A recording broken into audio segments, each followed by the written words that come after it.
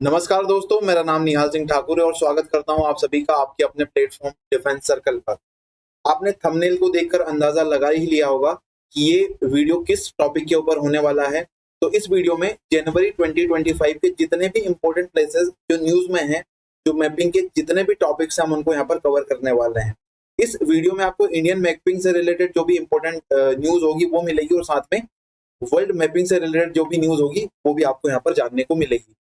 ये किन किन एग्जाम्स के लिए काम का है वीडियो, तो आप किसी भी एग्जाम में अगर अपीयर हो रहे हो और वहां पर मैपिंग के क्वेश्चंस आते हैं तो ये वीडियो आप सभी के लिए काम का है। तो कोई भी विद्यार्थी, कोई भी एस्पिरेंट इस वीडियो को देख सकता है।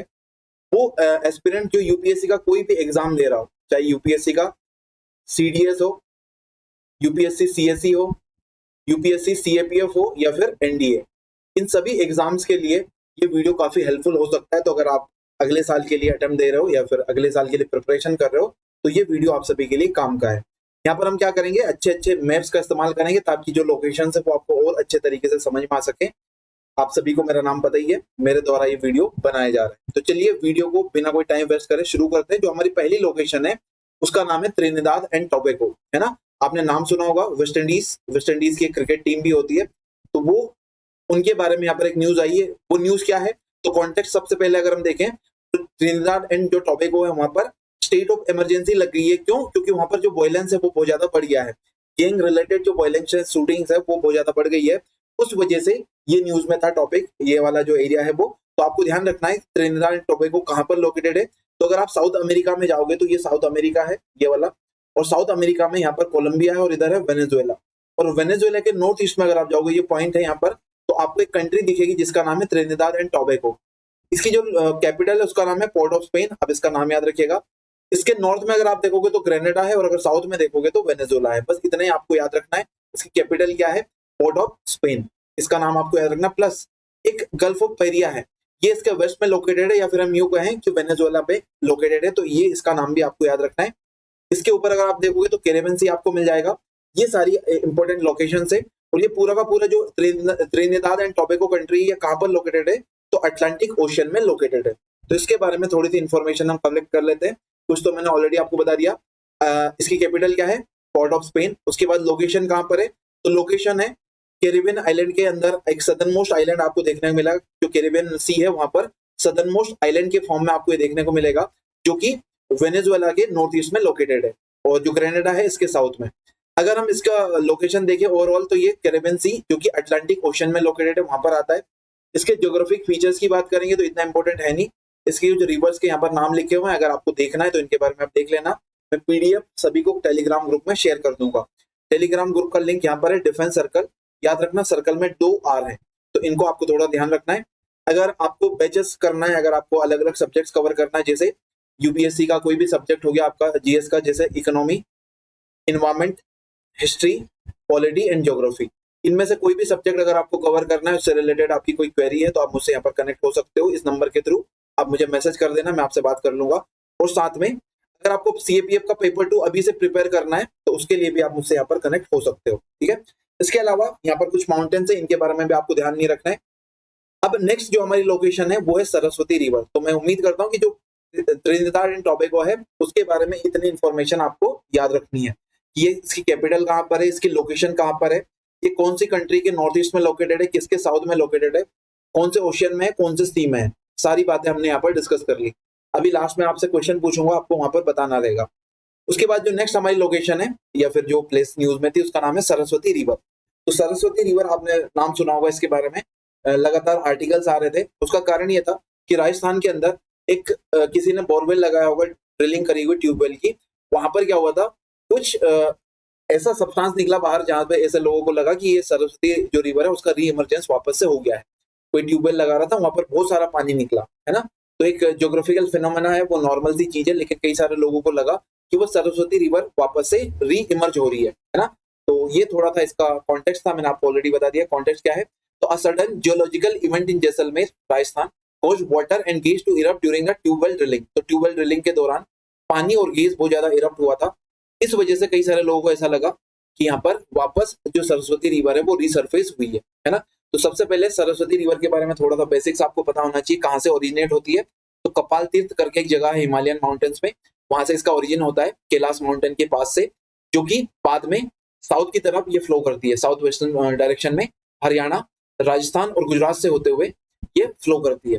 कुछ ट्रेसेस इसके बद्रीनाथ और उत्तराखंड, जो बद्रीनाथ वाला एरिया उत्तराखंड में, वहां से भी मिले हैं। इसको गुप्तगामिनी रिवर के नाम से भी जाना जाता है। ये इसका रास्ता है, आप देख सकते हो, है ना। ये चंडीगढ़ और इसके पास से होते हुए इधर रण ऑफ कच्छ में ये खो जाती है ना। ये आपको ध्यान रखना है। जो रिवर समुद्र से जाकर नहीं मिलते उनको किस टाइप का ड्रेनेज बोलते हैं, आप मुझे कमेंट में बताना, है ना। जो भी रिवर अपना पानी समुद्र के अंदर ड्रेन नहीं करती है, नहीं गिराती है, उसको हम किस तरीके का ड्रेनेज सिस्टम बोलते हैं, ठीक है। आप मुझे कमेंट में इसका एग्जांपल दोगे, ठीक है। उसके बाद इसको गुप्तगामिनी रिवर के नाम से भी जाना जाता है। अगर हम इसके हिस्टोरिकल कॉन्टेक्स्ट की बात करें तो ऋग्वेद के अंदर इसके बारे में कई जगह मेंशन है, कई बार मेंशनड है। और इसका जो एक्चुअल अगर ऋग्वेद के अंदर मेंशन हम देखेंगे तो नदी स्तुति सूक्त के अंदर आपको ये देखने को मिलेगा, जहां पर इसको perfect mother and supreme goddess के नाम से भी बताया गया है। हड़प्पन सिविलाइजेशन की कई सारी जो इंपॉर्टेंट लोकेशंस है वो भी आपको इसके किनारों पर मिल जाएंगे, तो इस वजह से भी ये काफी इंपॉर्टेंट रिवर्स है। अब आज के टाइम पर आपने नाम सुना होगा घग्गर हाकरा रिवर सिस्टम, है ना। तो घग्गर हाकरा रिवर सिस्टम, कई सारे ऐसे लोग मानते हैं कि ये सरस्वती रिवर के ही रेमनेंट है, मतलब उसी के अवशेष है। कौन सा? Ghaggar हाकरा river system. Ghaggar river है उसका ओरिजिन शिवालिक हिल से माना जाता है, हिमाचल प्रदेश के अंदर, है ना। बाद में पंजाब, हरियाणा और राजस्थान से होते हुए जो रण ऑफ कच्छ है वहां पर खो जाती है, फिर थार डेजर्ट के अंदर घूम जाती है, ठीक है।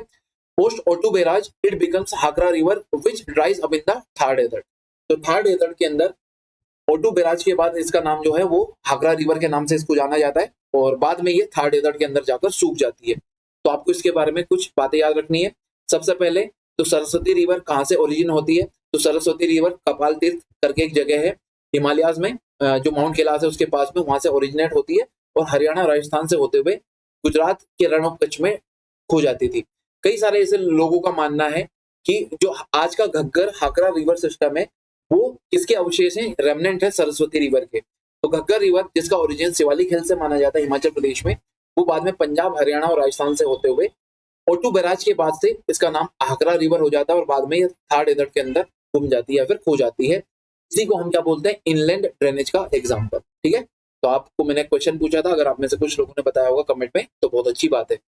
उसके बाद जो नेक्स्ट हमारी न्यूज है या फिर नेक्स्ट लोकेशन है उसका नाम है होतान प्रीफेक्चर। काफी न्यूज में था। होतान प्रीफेक्चर क्या है, थोड़ा सा इसको समझने की कोशिश करते हैं। आपने सुना होगा चाइना के बारे में, तो चाइना के कई सारे अलग अलग प्रोविंसेस है, उसी में से एक प्रोविंस है जिनजियांग। आपने इसका नाम सुना होगा, एकदम जो चाइना का वेस्टर्न मोस्ट प्रोविंस है जिसका नाम है जिनजियांग प्रोविंस। वहीं पर, है ना, कुछ जगहों के नाम, जो दो काउंटीज हैं जिनका नाम है हाइयान एंड हेकांग, है ना। तो India has launched a protest with China over the establishment of two new counties Haiyan and Hekang in the Hotan prefecture, है ना। जो होतान प्रीफेक्चर है वो किसका पार्ट है? अक्साई चीन रीजन का पार्ट है। और अक्साई चीन किसका पार्ट है?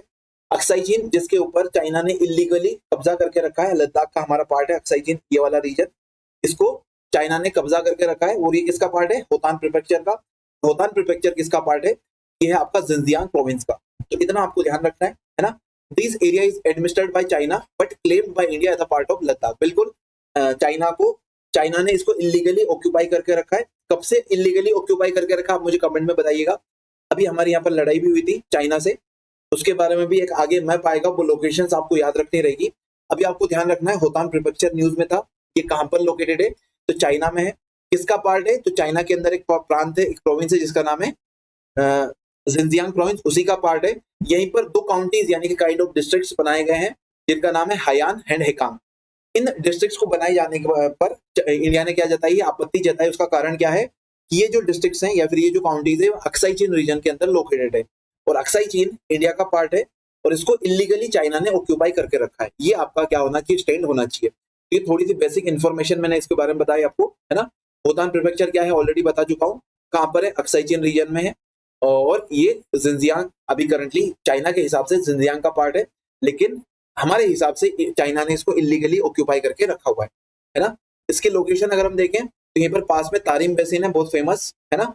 इसके अलावा इसकी बॉर्डर तिब्बत रीजन से लगती है। तिब्बत एक ऑटोनोमस रीजन है चाइना के अंदर, इसको भी उसने इलीगली ऑक्यूपाई करके रखा है। तिब्बतियंस इंडिया में कौन से सिटी में रहते हैं आप मुझे कमेंट में बताइएगा। इसके अलावा वेस्ट में इसकी बॉर्डर लद्दाख और गिलगित बाल्टिस्तान वाले रीजन से लगती है और इस पूरे रीजन में कई सारे डेजर्ट्स और कई सारे माउंटेन्स लोकेटेड है ना। यहाँ की जो टोपोग्राफी है उसको आपको जो वर्ल्ड ज्योग्राफी है उसके अंदर हम पढ़ेंगे, मैं आपको डिटेल से इसके बारे में बताऊंगा। अगर हिस्ट्री की बात करें तो जो अक्साई चीन रीजन है इसको एक कंटेंशियस जोन है इंडिया और चाइना के बीच में, और सिनो इंडियन वॉर जो 1962 का हुआ था तभी से इसके बारे में क्या हो रही है, थोड़ी सी दोनों देशों के बीच में लड़ाई हो रही है, क्योंकि ये डिस्प्यूटेड रीजन अभी भी बना हुआ है, चाइना ने इसको इलीगली ऑक्यूपाई करके रखा हुआ है ना। चलिए, तो होतान प्रीफेक्चर के बारे में ना आपको ऑलरेडी बता दिया। यहाँ पर कुछ ज्योग्राफिकल फीचर्स है जिनके बारे में आपको ध्यान रखना है, जैसे तकलामकान डेजर्ट कहाँ पर लोकेटेड है, तो जिंजियांग प्रांत के अंदर लोकेटेड है। यहाँ पर पास में क्या कुनलुन माउंटेन्स है, और ये पूरा का पूरा रीजन कई सारे ओएसिस से भरा हुआ है ना। ओएसिस का मतलब एक डेजर्ट के अंदर पानी वाला इलाका जिसके अंदर कई सारे सेटलमेंट्स बने हुए हैं। यहाँ पर अगर हम यहाँ की डेमोग्राफिक्स की बात करें, यहाँ पर जो उइगुर मुस्लिम है एक कम्युनिटी है वो रहते हैं, जहाँ जिनके ऊपर चाइना बहुत ज्यादा अत्याचार करता है। इनके बारे में आपको ध्यान रखना है, यूपीएससी कई बार ऐसा क्वेश्चन पूछ चुकी है। तो आपको मैच द कॉलम में आ सकता है अलग अलग कम्युनिटी के लोग और किस एरिया से ये बिलोंग करते हैं। तो उइगुर मुस्लिम कहाँ पर रहते हैं, चाइना का जो जिंजियांग प्रोविंस है उसके अंदर ये लोकेटेड, ठीक है, ये आपको ध्यान रखना है। तो होतान प्रीफेक्चर, हियान, हेकान, ये सारी जो काउंटीज है उनके बारे में आपको बता दिया। कहाँ पर किसका पार्ट है, तो जिंजियांग प्रांत का पार्ट है, और यहाँ पर कौन रहते हैं, तो मुस्लिम उइगर्स रहते हैं। चलिए, अगला जो हमारा कंट्री है या फिर अगला जो हमारा लोकेशन है उसका नाम है साउथ सदर्न निकोबार, है ना। इंडिया का एक यूनियन, हमारी जो यूनियन टेरिटरी है इंडिया का उसका एक पार्ट है अंडमान एंड निकोबार, उसी का एक पार्ट है सदर्न निकोबार। तो सदर्न निकोबार आइलैंड काफी न्यूज में था, ये कहाँ पर लोकेटेड है ये मैं आपको सब कुछ बताऊंगा, लेकिन उसके पहले इसके बारे में थोड़े से हम बेसिक्स समझ लेते हैं, ये न्यूज में क्यों आया है ना। तो यहाँ पर क्या हो रहा है, जो इंडिजिनस ट्राइब्स हैं इनके ऊपर काफी अत्याचार हो रहा है, उनके जो घर वगैरह है वो छीने जा रहे हैं, है ना। इसके अलावा एक प्रपोज्ड वाइल्ड लाइफ सेंचुरी है, यानी कि भारत सरकार क्या कर रही है, जो सदर्न अंडमान है ना, जो सदर्न निकोबार आइलैंड है उसके ऊपर हम क्या कर रहे हैं, एक वाइल्ड लाइफ सेंचुरी बनाने का प्लान कर रहे हैं, जिसके कारण वहां के जो कई सारे इंडिजिनस ट्राइब्स हैं उनके जो घर वगैरह वो उसके अंदर आने से या फिर उनका जो हैबिटेट है वो यहाँ पर खतरे में आ रहा है, इस वजह से ये काफी न्यूज में था। अब ये प्रपोज्ड वाइल्ड लाइफ सेंचुरी कौन कौन सी है जो सदर्न निकोबार आइलैंड के ऊपर बनाई जा रही है, उनके नाम आप थोड़े से देख लो एक बार। सबसे पहली है कोरल सेंचुरी जो बनेगी मरो आइलैंड के ऊपर, एक है आपकी मेगापोर्ट सेंचुरी जो बनेगी मेंचल आइलैंड के ऊपर, और एक है लेदरबेक टर्टल सेंचुरी जो बनेगी लिटिल निकोबार आइलैंड्स के ऊपर। ये सारे के सारे इधर लोकेटेड है ना। तो ये आपको ध्यान रखना है, coral sanctuary, megapode sanctuary and leatherback turtle sanctuary कहाँ पर है, जो अंडमान एंड निकोबार का जो सदर्न पार्ट है वहां पर अलग अलग आइलैंड्स के ऊपर ये कुछ सेंचुरीज बनाई जा रही है या फिर इनकी प्रपोजल लाया गया है, इस वजह से वहां पर काफी विरोध हो रहा है, उस कारण ये न्यूज में आ गया था, है ना, सदर्न निकोबार, ठीक है। अब ये जो मिरे आइलैंड है, मेरो आइलैंड आप इसको ऐसे भी प्रोनाउंस कर सकते हैं, यहाँ पर निकोबारिस या फिर पिरुई जो ट्राइब्स हैं वो रहती है, इनके बारे में आपको याद रखना है, मैच द कॉलम में आपसे पूछा जा सकता है। उसके बाद जो मेंचल आइलैंड है इसको पिंगायक आइलैंड के नाम से भी जाना जाता है, और साथ में जो लिटिल निकोबार आइलैंड है वहां पर सदर्न निकोबारिश ट्राइब्स रहती हैं, उनके कारण ये न्यूज में है। तो आपको क्या याद रखना है, जो मिरो आइलैंड है उसके ऊपर निकोबारीज ट्राइब्स रहती हैं जिनको पिरुई के नाम से भी जाना जाता है लोकली। इसके अलावा जो लिटिल निकोबार आइलैंड्स है उसके ऊपर सदर्न निकोबारीज ट्राइब्स रहती हैं, और यहाँ पर कई सारे जो लेदरबैक टर्टल्स हैं उनका ये घर है। उसके अलावा जो मेंचल आइलैंड है वहां पर उसको आप पिंगायक के नाम से भी जाने जाता है, ठीक है। इसके अलावा दो इंपोर्टेंट ट्राइब्स है जिनका नाम है शोम्पेन और एक है आपका सदर्न निकोबारीज, ये यहाँ पर लोकेटेड है। शोम्पेन और सदर्न निकोबारीज, इन ट्राइब्स के आपको नाम याद रखना है। ये कहाँ पर लोकेटेड है, अंडमान एंड निकोबार आइलैंड्स के अंदर जो सदर्न निकोबार वाला पार्ट है वहां पर लोकेटेड है। अब ये तो हमने न्यूज के बारे में डिस्कस कर लिया, अब थोड़ा सा बेसिक्स हम समझ लेते हैं अंडमान एंड निकोबार आइलैंड्स के बारे में। तो सबसे पहले अंडमान एंड निकोबार आइलैंड्स को हम 3 कैटेगरीज में डिवाइड कर सकते हैं, है ना। सबसे ऊपर, है ना, यहाँ पर आप देखोगे जो अंडमान आइलैंड्स है उसके अंदर सबसे ऊपर आपको मिलेगा नदर्न अंडमान, उसके बाद आपको मिलेगा मिडिल अंडमान, उसके बाद मिलेगा साउथ अंडमान, और फिर लास्ट में मिलेगा आपको लिटिल अंडमान। तो इनकी लोकेशन आपको याद रखना है, सबसे ऊपर नदर्न अंडमान, फिर मिडिल अंडमान, सदर्न अंडमान और लास्ट में आपका लिटिल अंडमान। याद रखिएगा जो अंडमान एंड निकोबार की कैपिटल है पोर्ट ब्लेयर, वो कहां पर लोकेटेड है, तो ये सदर्न अंडमान जो आइलैंड है उसके ऊपर लोकेटेड है। उसके बाद अगर आप देखोगे तो इंडिया के 2 वोल्केनिक माउंटेन्स या फिर 2 वोल्केनिक आइलैंड्स, बैरन आइलैंड और उसके अलावा नारकोंडम आइलैंड आपको यहाँ पर इसके ईस्टर्न साइड में मिलेंगे या फिर नॉर्थ ईस्टर्न साइड में मिलेंगे। तो अंडमान एंड निकोबार के नॉर्थ ईस्टर्न साइड में आपको क्या मिलेगा, सबसे पहले तो बैरन आइलैंड और उसके भी नॉर्थ ईस्ट साइड में आपको मिलेगा नारकोंडम आइलैंड। तो इनके बारे में आपको ध्यान रखना है, ठीक है। तो अंडमान एंड निकोबार ये हो गया। उसके बाद अगर हम देखेंगे साउथ अंडमान और जो लिटिल अंडमान है, इनके बीच में एक पैसेज है जिसका नाम क्या है, डंकन पैसेज। इसका नाम आपको याद रखना है। उसके बाद जो 10 डिग्री चैनल है, इसके बारे में यूपीएससी ने क्वेश्चन भी पूछा हुआ है। ये लिटिल अंडमान और जो आपका कार निकोबार है या फिर अंडमान एंड निकोबार आइलैंड्स में से जो अंडमान आइलैंड्स है उनको निकोबार आइलैंड से अलग करता है। या फिर बहुत ज्यादा डिटेल में एग्जैक्ट आइलैंड का अगर हम आपसे नाम पूछे तो लिटिल अंडमान और कार निकोबार के बीच में क्या लोकेटेड है, आपका 10 डिग्री चैनल लोकेटेड है। ठीक है, एक पैसेज है। ये सारे के सारे फैक्ट्स आप अपनी एक नोटबुक बना लेना। ये जो वीडियोस में लगातार आपके लिए लाता रहूंगा करंट अफेयर्स के अलग अलग सब्जेक्ट्स, आप उसमें बाइफरगेट कर लेना और वहां पर जो भी रनिंग नोट्स आप बना सको, जो भी फैक्ट्स आप नोट कर सको वीडियो को देखते देखते, वो आप वहां पर बना लेना। ठीक है, 10 डिग्री चैनल यहाँ पर लोकेटेड है little Andaman and car Nicobar island के बीच में। चलिए, उसके बाद अगर आप नीचे जाओगे तो यहाँ पर आपको लिटिल निकोबार मिलेगा और लिटिल निकोबार के बाद लास्ट में मिलेगा कार निकोबार या फिर बोल सकते हैं हम ग्रेट निकोबार। ठीक है, तो ग्रेट निकोबार जो आइलैंड है वही सबसे बड़ा निकोबार आइलैंड ग्रुप के अंदर सबसे बड़ा आइलैंड है। इसके बारे में आपको याद रखना, इसी के ऊपर इंडिया का जो सदर्न मोस्ट पॉइंट था, इंदिरा पॉइंट, वो लोकेटेड था। लेकिन 2004 में जो सुनामी आई थी उसके अंदर ये सब पानी के अंदर सबमर्ज हो गया था। तो ये सारे फैक्ट्स हैं जो आपको ध्यान रखना है। तो अंडमान एंड निकोबार जो आइलैंड्स है उनका फॉर्मेशन कैसे हुआ है, सबसे पहले तो आपको ध्यान रखना है। जो कोलिजन हुआ था इंडियन प्लेट, इंडियन और बर्मा प्लेट और साथ में आपकी जो यूरेशियन प्लेट है उसके बीच में या फिर ऑस्ट्रेलियन प्लेट्स के बीच में जो एक तरीके से कोलिजन हुआ था, उसके कारण ही क्या हुआ था, अंडमान एंड निकोबार आइलैंड्स का फॉर्मेशन हुआ था, है ना। इसके बाद आपको ध्यान रखना है जिस तरीके से हिमालयन जो माउंटेन्स है उनका फॉर्मेशन हुआ है उसी तरीके से आपके अंडमान एंड निकोबार आइलैंड्स भी बने हैं। कई आपको ध्यान रखना है एक और बात कि जो अराकान यूमा माउंटेन है म्यांमार के अंदर जो सिचुएटेड है, उसी का ही एक्सटेंडेड जो फॉर्म है आपको अंडमान एंड निकोबार आइलैंड के रूप में मिलता है। और जो अराकान यूमा माउंटेन है वो अपने आप में एक्सटेंशन किसका है, पूर्वांचल हिल्स का। और पूर्वांचल हिल्स का यानी कि हमारे जो नॉर्थ ईस्टर्न स्टेट के अंदर अलग अलग हिल्स लोकेटेड है, उन्हीं को हम क्या बोलते हैं, पूर्वांचल हिल्स। पूर्वांचल हिल्स का ही एक्सटेंशन आपको मिलेगा म्यांमार के अंदर जिसका नाम है अराकान यूमा। और अराकान यूमा ही एक्सटेंशन है एक तरीके से जो अराकान यूमा है उसी का एक्सटेंशन क्या है, आपके अंडमान एंड निकोबार आइलैंड्स हैं। यहाँ पर इस पूरे के पूरे आर्किपेलेगो में, आर्किपेलेगो का मतलब होता है ग्रुप ऑफ आइलैंड्स, तो अंडमान एंड निकोबार आइलैंड के अंदर आपको टोटल 265 स्मॉल एंड लार्ज जो आइलैंड्स है वो देखने को मिलेंगे, जहां पर ज्यादा नंबर आपको अंडमान में देखने को मिलेगा जबकि 62 के आसपास निकोबार के अंदर आइलैंड्स मिलेंगे। इनका जो लेंथ है ये आपको 590 किलोमीटर के आसपास इनका स्ट्रेच देखने को मिलेगा। यहाँ से अगर यहाँ तक आप जाओगे तो लगभग 590 किलोमीटर के आसपास आपको ट्रेवल करना पड़ेगा, तब आप इसको क्रॉस कर पाओगे। उसके बाद अंडमान एंड निकोबार आइलैंड्स को मैंने पहले ही बता दिया, 3 मेन आइलैंड्स में आप इनको डिवाइड कर सकते हो, north, middle and south. North के अंदर आपको अंडमान आइलैंड्स मिलेंगे और अंडमान के अंदर भी सबसे ऊपर नॉर्थ अंडमान, फिर मिडिल अंडमान और फिर साउथ अंडमान लोकेटेड है। उसके बाद आपको मिलेगा लिटिल अंडमान, बीच में 10 डिग्री चैनल है और 10 डिग्री चैनल के बाद मिलेगा आपको निकोबार आइलैंड्स, और निकोबार आइलैंड्स के अंदर भी सबसे ऊपर कार निकोबार, कार निकोबार के बाद आपको मिलेगा लिटिल निकोबार और लिटिल निकोबार के बाद मिलेगा ग्रेट निकोबार। तो ये सारे के सारे आइलैंड्स आपको याद रखना है।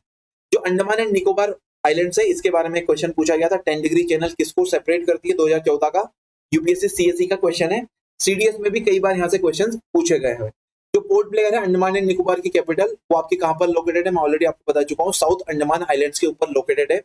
जो अंडमान एंड निकोबार आइलैंड्स के अंदर जो साउथ वाला पार्ट है जो निकोबार आइलैंड्स है उसके अंदर जो ग्रेट निकोबार है वो सबसे बड़ा आइलैंड है, जबकि यहाँ पर नॉर्दर्न मोस्ट जो आइलैंड है उसका नाम क्या है, कार निकोबार आइलैंड है, जो ऑलरेडी मैं आपको बता चुका हूँ। तो ये सारी इंफॉर्मेशन है, आपको इनके बारे में ध्यान रखना है।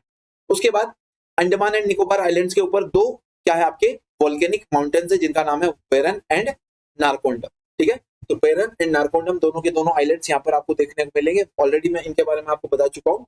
इनकी लोकेशन आपको ध्यान रखना है, ये रहा आपका बेरन आइलैंड और ये रहा नारकोंडम आइलैंड। एकदम नॉर्थ में क्या है आपका नारकोंडम है और उसके ऊपर आपको देखोगे तो आपको म्यांमार आ जाएगा। तो इस तरीके से सारी की सारी लोकेशन आपको पता होना चाहिए। नारकोंडम, फिर उसके बाद आपका आएगा नॉर्थ अंडमान, उसके बाद बेरन, फिर मिडिल अंडमान, साउथ अंडमान, उसके बाद लिटिल अंडमान, फिर 10 डिग्री चैनल, बीच में आ गए डंकन पैसाज, उसके बाद निकोबार आइलैंड, उसके बाद आपका आ गया लिटिल निकोबार और लास्ट में आ गया ग्रेट निकोबार। तो इन सारी की सारी इंफॉर्मेशन के बारे में आपको नोट कर लेना है और आपको इनके बारे में ध्यान रखना है। ठीक है, ये कुछ इन्फॉर्मेशन थी। उसके बाद उसके अलावा कई सारी एक्स्ट्रा इन्फॉर्मेशन भी आपको यहाँ पर मिल जाएगी, उसको आप बाद में इस पीडीएफ के थ्रू कवर कर लेना। नेक्स्ट हमारी जो लोकेशन न्यूज में थी उसका नाम है Umred Pauni Karhandla wildlife sanctuary, है ना, Karhandla wildlife sanctuary, Umred Pauni Karhandla wildlife sanctuary. सबसे पहले तो आपको बस इतना याद रखना है कि कौन से स्टेट में लोकेटेड। ठीक है, सबसे इंपॉर्टेंट क्वेश्चन आपका यही आएगा मैथ्स द कॉलम में कि कहां पर लोकेटेड है। तो महाराष्ट्र के अंदर जो नागपुर वाला बेल्ट है उसके पास ये लोकेटेड है। क्या नाम है? उमरेद पौनी करहंडला वाइल्ड लाइफ सेंचुरी। ठीक है, इसके बारे में आपको क्या याद रखना है? तो यहाँ पर क्या होता है, न्यूज में क्यों है? तो न्यूज में होने का कारण ये है कि जो बॉम्बे हाईकोर्ट है उसमें एक सो मोटो कॉग्निजेंस लिया, यानी कि अपनी मर्जी से एक केस उठा लिया अपने पास, क्योंकि यहाँ पर कई सारे टूरिस्ट हैं, वो जो कई सारे टाइगर्स हैं उनके बच्चों को और जो टाइगर्स हैं उनको परेशान कर रहे थे। तो उस वजह से यहाँ पर जो वाइल्ड लाइफ प्रोटेक्शन है उसमें कई सारे लैप्सेस है और जो मॉनिटरिंग प्रोटोकॉल्स है उनको ठीक से यहाँ पर फॉलो नहीं किया जा रहा था। तो उसकी सुनवाई यहाँ पर बॉम्बे हाईकोर्ट ने सो मोटो कॉग्निजेंस लेते हुए करी थी। उस वजह से ये जो वाइल्ड लाइफ सेंचुरी है न्यूज में आ गई थी। तो इसका नाम आपको याद रखना है, उमरेद पौनी खरांडला वाइल्ड लाइफ सेंचुरी। कहां पर लोकेटेड है? तो महाराष्ट्र के अंदर एक दो डिस्ट्रिक्ट है, एक तो भंडारा डिस्ट्रिक्ट और एक है आपका नागपुर डिस्ट्रिक्ट, वहां पर ये लोकेटेड है। इसके पास में एक नेशनल पार्क लोकेटेड है जिसका नाम क्या है? तदोबा अंधेरी नेशनल पार्क या फिर तदोबा अंधेरी टाइगर रिजर्व, इसी के पास में ये लोकेटेड है। इसके पास से वैनगंगा रिवर फ्लो करती है, इसके बारे में आपको याद रखना। कमेंट में आपको बताना है कि वैनगंगा जो रिवर है वो कहां से ओरिजिनेट होती है। ठीक है, तो इसकी बाउंड्री किससे लगती है? तो वैनगंगा रिवर मैं ऑलरेडी आपको बता चुका हूँ। फ्लोरा एंड फोना काफी डाइवर्स है यहाँ पर, तो आप इसको एक बार चेक कर लीजिएगा। कई सारे इंपॉर्टेंट बर्ड्स, मैमल्स, रेप्टाइल्स सब कुछ यहाँ पर मिलते हैं। इसके अलावा उमरेद पौनी खरहंडला वाइल्ड लाइफ सेंचुरी के बारे में इतनी सारी इंफॉर्मेशन थी, इनके बारे में आपको ध्यान रखना है। कहां पर लोकेटेड है? तो सबसे इंपॉर्टेंट है महाराष्ट्र स्टेट के अंदर लोकेटेड है और उसके भी नागपुर और भंडारा डिस्ट्रिक्ट के पास ये लोकेटेड है। इसके एकदम पास में कौन सा टाइगर रिजर्व लोकेटेड है? तो तादोबा अंधेरी टाइगर रिजर्व लोकेटेड है। और साथ में कौन सी रिवर फ्लो करती है? तो वैनगंगा रिवर फ्लो करती है। सारी इंपॉर्टेंट लोकेशन है, इनके बारे में आपको ध्यान रखना है। नेक्स्ट जो हमारी लोकेशन न्यूज में है उसका नाम है बुर्किना फासो, है ना। कॉन्टेक्स्ट क्या है, क्यों न्यूज में है? तो बुर्किना फासो के अंदर वहां के जो एक तरीके से काफी पॉलिटिकल और एक तरीके से इंटरनल डिस्पेंस वहां पर बहुत ज्यादा बढ़िया है, बहुत ज्यादा सिक्योरिटी कंसर्न्स है और इसके बारे में लगातार न्यूज में आर्टिकल्स आते रहते हैं। तो इसके किसी न्यूज़पेपर में इसके बारे में आया होगा, तो वहीं से मैंने ये सारी बातें आपके लिए कलेक्ट करी है। तो आप इसके बारे में थोड़ा सा ध्यान रखिएगा कि बुर्किना फासो, इसकी लोकेशन क्या है, इसके आसपास कौन कौन से देश है, इसकी कैपिटल का नाम क्या है। तो कैपिटल इसके बारे में आपको ध्यान रखना है, इसकी कैपिटल का नाम है ओगाडुगु, है ना। क्या नाम है? ओगाडुगु, ये आप याद रखिएगा। और इसके अगर बॉर्डरिंग कंट्रीज की अगर हम बात करें तो एक एक करके हम इसके बॉर्डर कंट्रीज को देखते हैं। सबसे पहले आप देखो, इसके नॉर्थ वेस्ट में आपको देखने को मिलेगा माली, ये रहा माली। इसके बाद इसके एक तरीके से नॉर्थ में आपको देखने को मिलेगा या फिर नॉर्थ ईस्ट में नाइजर, है ना। नॉर्थ ईस्ट में मिलेगा आपको नाइजर, किसके? बुर्किना फासो की, ये रहा नाइजर। उसके बाद इधर आपको अलग अलग छोटे छोटे देश दिख रहे होंगे। एक है आपका टोगो, टोगो पे के बाद आपका दिख रहा होगा घाना, बेनिन, और बेनिन के बाद दिख रहा होगा घाना। ये तीन देश हैं और इसके अलावा है कोट डी आइवरी, यानी कि आइवरी कोस्ट।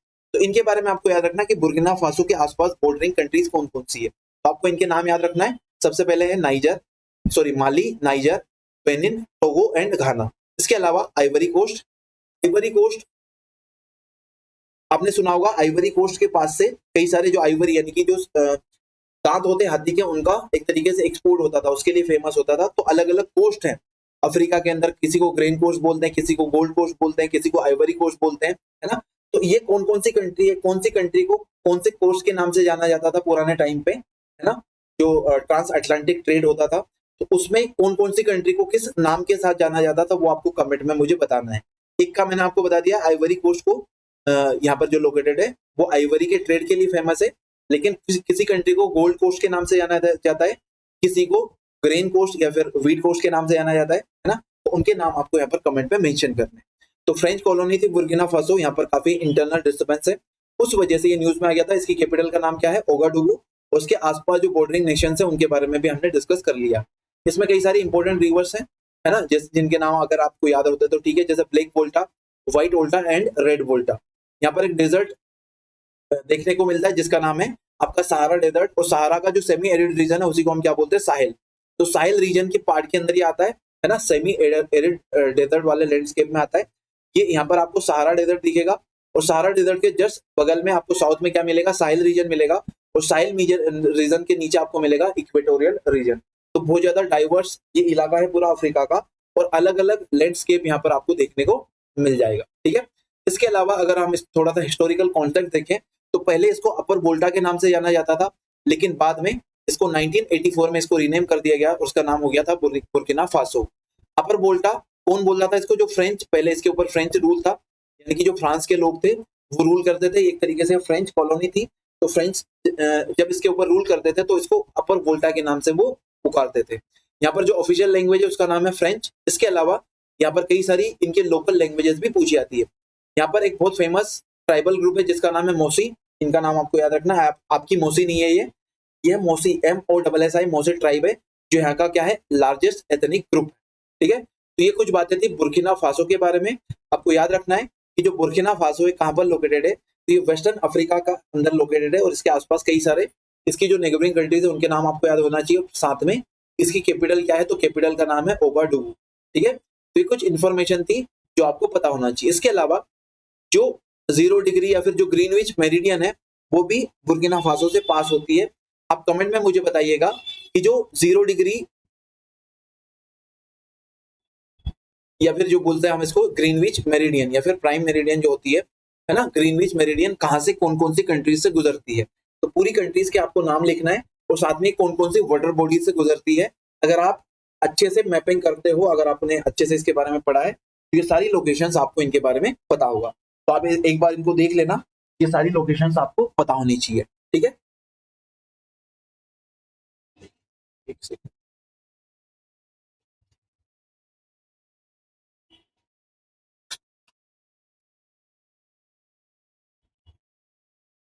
एक सेकंड रुकिएगा, बस लैपटॉप चार्ज लगा लो। सॉरी, तो ये थी, मैंने आपको बता दिया बुर्किना फासो के बारे में। ये सारी इंपॉर्टेंट इन्फॉर्मेशन थी, आई होप ये आपको क्लियर हुई होगी। नेक्स्ट हमारी जो लोकेशन न्यूज में थी काफी इंपॉर्टेंट है इंडियन मैपिंग के अकॉर्डिंग, जिसका नाम है पुलिकट लेक। तो पुलिकट लेक क्या है, कहां पर लोकेटेड है, क्यों न्यूज में, सारी बातें हम यहाँ पर डिस्कस करते हैं। सबसे पहले तो एक फ्लेमिंगो फेस्टिवल होता है हर साल पुलिकट लेक के आसपास, लेकिन कई सालों से हो नहीं रहा था। उस वजह से ये काफी 4 साल के बाद वापस यहाँ पर फ्लेमिंगो फेस्टिवल हुआ था। उस वजह से पुलिकट लेक काफी न्यूज में है।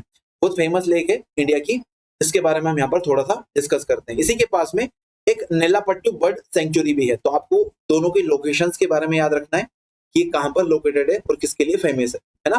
तो कई सारे जो माइग्रेटरी बर्ड्स हैं, जो ग्रेट जो आपका साइबेरियन फ्लाईवे है उसके थ्रू होते हुए इंडिया में एंटर करते हैं और इंडिया के अंदर एंटर करने के बाद जो पुलिकट लेक है उसमें जाकर वो रेस्ट करते हैं। तो उस वजह से ये काफी न्यूज में रहता है।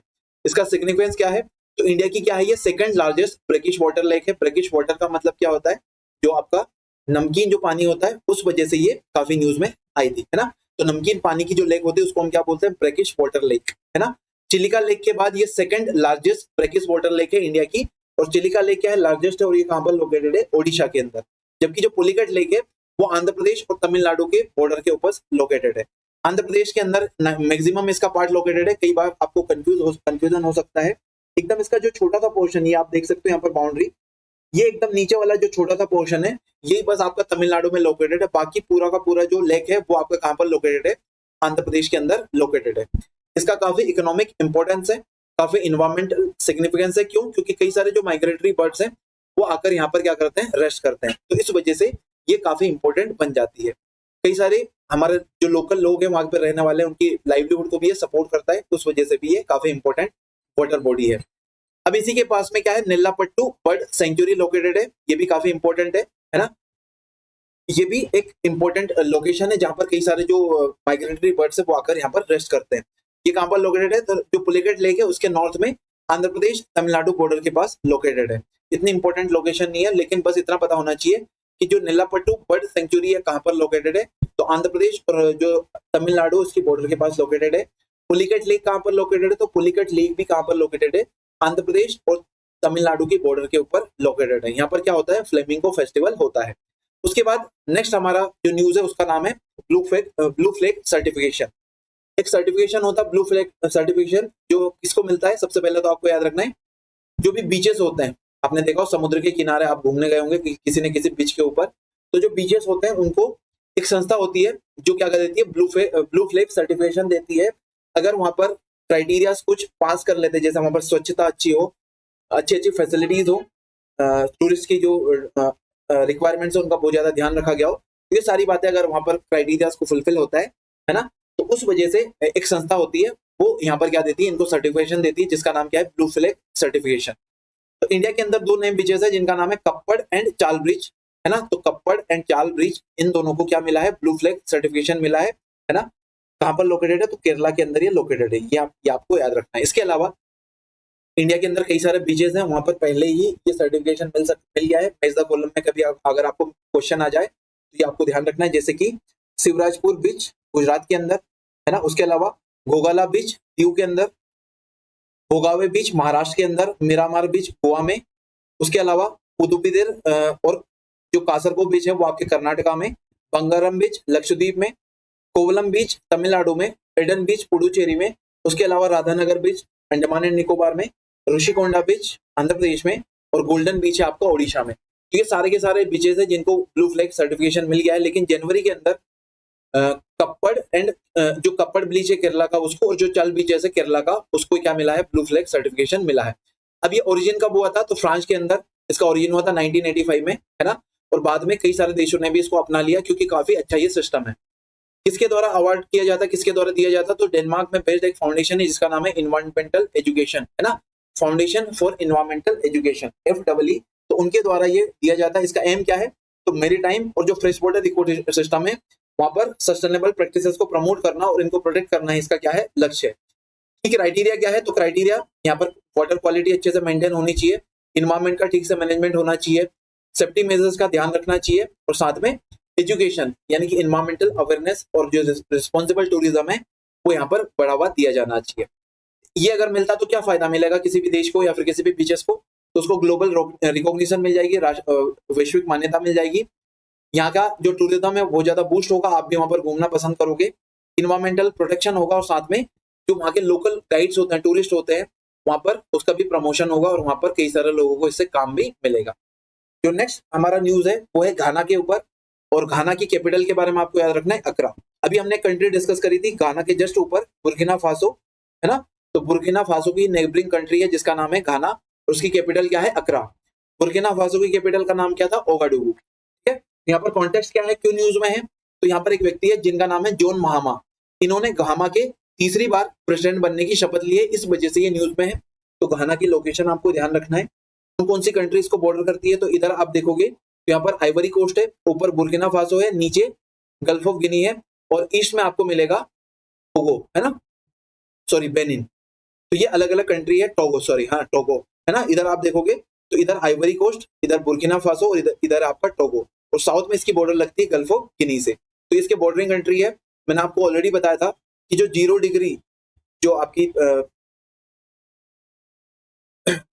0 डिग्री या फिर ग्रीनविच मेरिडियन हम इसको बोलते हैं, वो कौन कौन सी कंट्री से पास होती है, तो इनके नाम भी आपको पता होना चाहिए। यूरोप और अफ्रीका से पास होती है।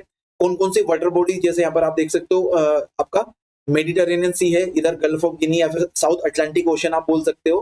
तो ये सारी लोकेशंस आपको पता होना चाहिए। इसके अलावा कौन कौन सी कंट्री से पास होती है आप मुझे कमेंट में बताओगे। इसमें एक कंट्री आपकी घाना है, एक अभी हमने डिस्कस करी थी बुर्किना फासो। इन दोनों कंट्री से भी ये पास होती है, जिसका नाम क्या है, प्राइम मेरिडियन। ठीक है, तो वेस्टर्न अफ्रीका का एक कंट्री है, इसको गोल्ड कोस्ट के नाम से भी जाना जाता है। मैंने आपको बताया था आइवरी कोस्ट और एक है गोल्ड कोस्ट, जिसका नाम क्या है, गोल्ड कोस्ट कौन सा है, घाना। और घाना की कैपिटल का नाम क्या है, तो अकरा, मैंने ऑलरेडी आपको बता दिया। ठीक है, गल्फ ऑफ गिनी के साथ ये क्या करता है, मेरीटाइम बाउंड्री को शेयर करता है। इसके ज्योग्राफिकल फीचर्स इतने इंपॉर्टेंट नहीं है, कौन सा माउंटेन है, कौन सी रिवर्स है, ये ऑलरेडी हम डिस्कस कर चुके हैं। लेकिन ये आपसे कभी भी एग्जाम में पूछा नहीं जाएगा, ज्यादा से ज्यादा इसकी लोकेशन आपसे पूछी जाएगी, और आसपास की जो बॉर्डरिंग कंट्रीज है वो कौन कौन सी, ये भी आपसे पूछा जा सकता है। गोल्ड और कोकोआ के जो प्रोडक्शन है उसके लिए बहुत ज्यादा ये फेमस है, तो ये आपको ध्यान रखना है घाना के बारे में, ये सारी बातें इंपॉर्टेंट।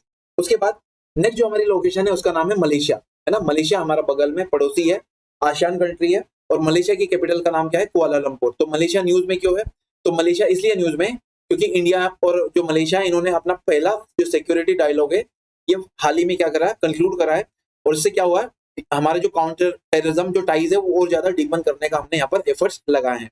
मलेशिया के बारे में थोड़ा सा इसकी ज्योग्राफी अगर हम देखोगे तो मलेशिया एक ये दो ज्योग्राफिक एरियाज के अंदर लोकेटेड है। एक तरफ आपको दिखेगा मलय पेनिनसुला, है ना, जहाँ पर कुछ हिस्सा इसका लोकेटेड है, और एक हिस्सा आपको बोर्नियो आइलैंड के ऊपर देखने को मिलेगा। इधर ऊपर में इसकी बॉर्डर थाईलैंड के साथ लगती है, और इधर बोर्नियो आइलैंड के ऊपर दो छोटे छोटे देश लोकेटेड है, सॉरी एक छोटा सा देश लोकेटेड है जिसका नाम क्या है आपका ब्रुनेई, और एक और कंट्री का हिस्सा है बोर्नियो जिसका नाम है इंडोनेशिया। तो इंडोनेशिया, ब्रुनेई और थाईलैंड, इन तीनों कंट्री से इसकी बॉर्डर लगती है, लैंड बॉर्डर, और जो मेरीटाइम बॉर्डर है वो तो कई सारे देशों से ये शेयर करता है ना। इसके अलावा दो इंपॉर्टेंट वाटर बॉडीज है जिससे ये बॉर्डर शेयर करता है, एक है आपका साउथ चाइना सी और एक आपका मलक्का पैसेज। तो मलक्का पैसेज या फिर मलक्का स्ट्रेट, इन दोनों से ये बॉर्डर शेयर करता है। तो मलेशिया के बारे में मैंने ऑलरेडी आपको बता दिया। यहाँ पर आपको ध्यान रखना है इक्वेटर के जस्ट नॉर्थ में लोकेटेड है, यहाँ से इक्वेटर पास नहीं करती है, ये एक इंपॉर्टेंट फैक्ट है। साउथ चाइना सी के थ्रू ये सेपरेटेड है, ये आप देखो यहाँ पर साउथ चाइना सी है, एक तरफ आपका वेस्टर्न मलेशिया है और एक तरफ है आपका ईस्टर्न मलेशिया। वेस्टर्न मलेशिया आपका लोकेटेड है कहाँ पर, मलय पेनिनसुला के ऊपर, और जो ईस्टर्न मलेशिया है बोर्नियो आइलैंड के ऊपर लोकेटेड है, ये मैं ऑलरेडी आपको बता चुका हूँ, ठीक है। उसके अलावा बॉर्डरिंग नेशन भी मैंने आपको बता दिया, Thailand, Brunei and Indonesia. Maritime border कई सारे देशों के साथ ये शेयर करता है। इसके अलावा जो बॉर्डरिंग वाटर बॉडीज है दो इंपॉर्टेंट है, स्टेट ऑफ मलक्का और एक है आपका साउथ चाइना सी। ज्योग्राफिकल फीचर्स की अगर हम बात करें तो कई सारे मेजर माउंटेन्स यहाँ पर आप देखोगे तो एक मेन रेंज करके है, इसके अलावा माउंट किनाबालू, और इसके अलावा कई सारी रिवर्स हैं जो हमारे लिए इतनी जरूरी नहीं है, इनको आप स्किप भी कर सकते हो, ठीक है। तो सबसे जरूरी तो ये है कि मलेशिया कहाँ पर लोकेटेड है, कौन कौन सी वाटर बॉडीज इसके पास से गुजरती है ना। मलक्का स्टेट आपको ध्यान से रखना है, और साथ में साउथ चाइना सी के बारे में आप थोड़ा सा देख लेना। बोर्नियो के ऊपर कौन कौन सी कंट्रीज का जो एरिया है वो लोकेटेड है, और साथ में मलय पेनिनसुला कहाँ पर लोकेटेड है, तो इसके बारे में आपको थोड़ा सा ध्यान रखना है, ठीक है। तो ये सारी इंपॉर्टेंट लोकेशंस थी मलेशिया के बारे में। उसके बाद नेक्स्ट जो हमारी लोकेशन है उसका नाम क्या है, चड। चाड के बारे में थोड़ा सा हम डिस्कस करते हैं, एक सेकंड आप थोड़ा सा होल्ड करिएगा।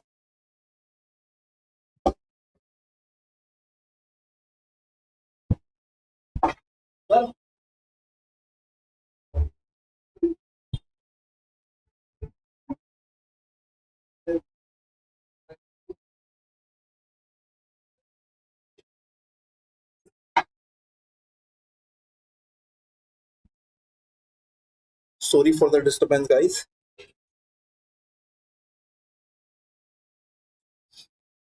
अगली जो हमारी लोकेशन है उसका नाम है चड। चड एक इंपॉर्टेंट कंट्री है, और इसकी जो कैपिटल है वो आपको ध्यान रखना है, इसका प्रोनाउंस कैसे करेंगे मुझे नहीं पता, आप कमेंट में जरूर मेंशन करिएगा। एन डी जमेना है ना, तो मैं इसको मेरे हिसाब से इसको जमेना प्रोनाउंस किया जाता है, तो आप इसके बारे में याद रखना चड। इसके पहले हमने दो कंट्री डिस्कस कर चुके हैं, एक है आपकी इधर बुर्किना फासो, इधर आपकी घाना, नेक्स्ट है आपकी चड। तो चड के बारे में आपको ध्यान रखना है, ये कहाँ पर लोकेटेड है, तो सेंट्रल अफ्रीका के अंदर लोकेटेड है ना।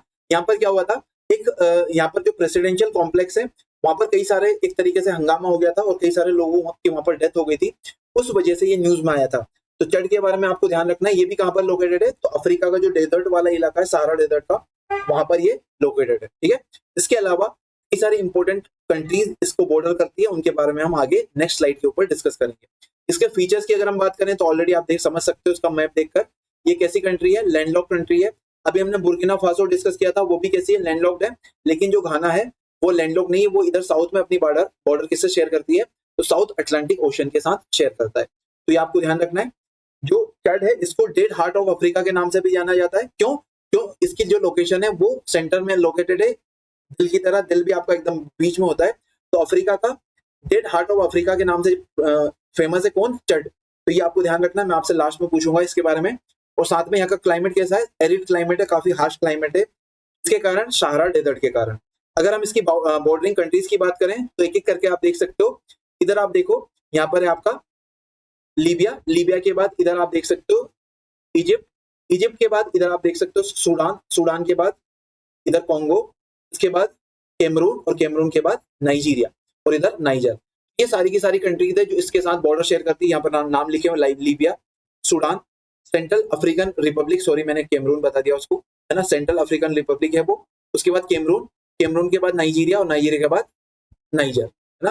तो ये सारी की सारी क्या है, ये आपका सेंट्रल अफ्रीकन रिपब्लिक है, मैंने इसको कुछ और नाम बता दिया था, है ना, ये आपका सूडान। ये सारी की सारी कंट्रीज है जिनके साथ ये बॉर्डर शेयर करता है, इनके बारे में आपको ध्यान रखना है। इसका क्लाइमेट कैसा है ना, ड्राई क्लाइमेट है, काफी हार्श है, क्यों, क्योंकि ये डेजर्ट के अंदर लोकेटेड है। उसके अलावा यहाँ पर दो इंपॉर्टेंट रिवर्स है, दोनों के नाम आपको याद रखना है, एक है आपका चारी रिवर और एक है आपका लोगोन रिवर, है ना, बहुत इंपॉर्टेंट रिवर्स हैं ये दोनों।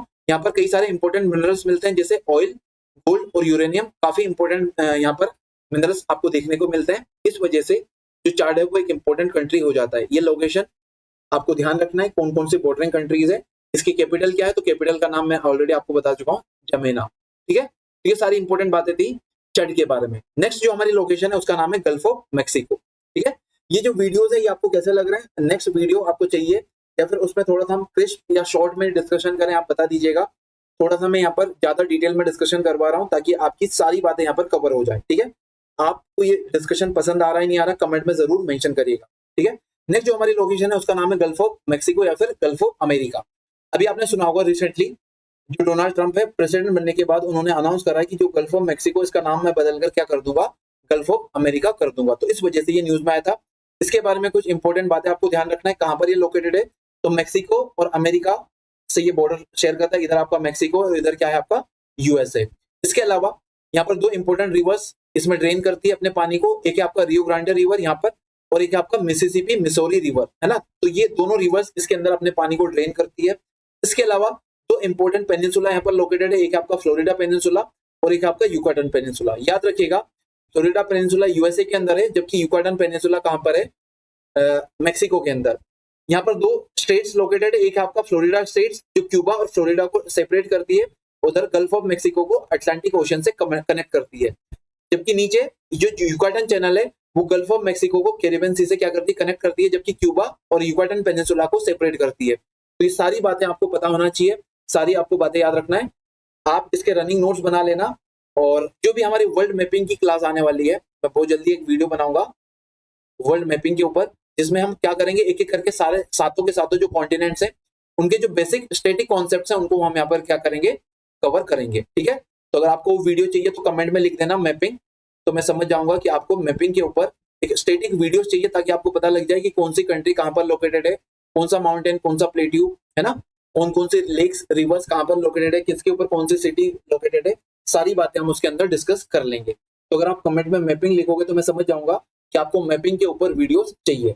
और वीडियो जो चैनल है प्लीज इसको सब्सक्राइब कर लेना। कई सारे लोग वीडियो तो देखते हैं लेकिन इसको सब्सक्राइब अभी तक उन्होंने नहीं करा है, तो सब्सक्राइब कर लेना और बेल आइकन प्रेस कर देना, क्योंकि आपके काम की कई सारी चीजें इसके ऊपर आने वाली है, ठीक है। चलिए, इसके अलावा आपको मुझसे कोई जानकारी चाहिए कोर्सेज के बारे में तो आप इस नंबर पर कनेक्ट हो सकते हो मुझसे और सारे कोर्सेज की जानकारी ले सकते हो।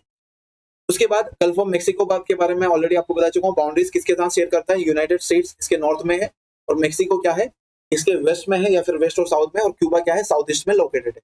ये रहा आपका इधर क्यूबा, ठीक है। ये इसके साथ बाउंड्री शेयर करते हैं। इसके अलावा ये किसको कनेक्ट करता है ना, अटलांटिक ओशन, और साथ में यहाँ पर मैंने आपको बता दिया था एक नीचे है आपका कैरिबियन सी। तो अटलांटिक ओशन से जो मेक्सिको गल्फ ऑफ मेक्सिको उसको कनेक्ट करता है स्टेट्स ऑफ फ्लोरिडा, और जो युकाटन चैनल है वो इसको कनेक्ट करती है किससे, कैरिबियन सी से।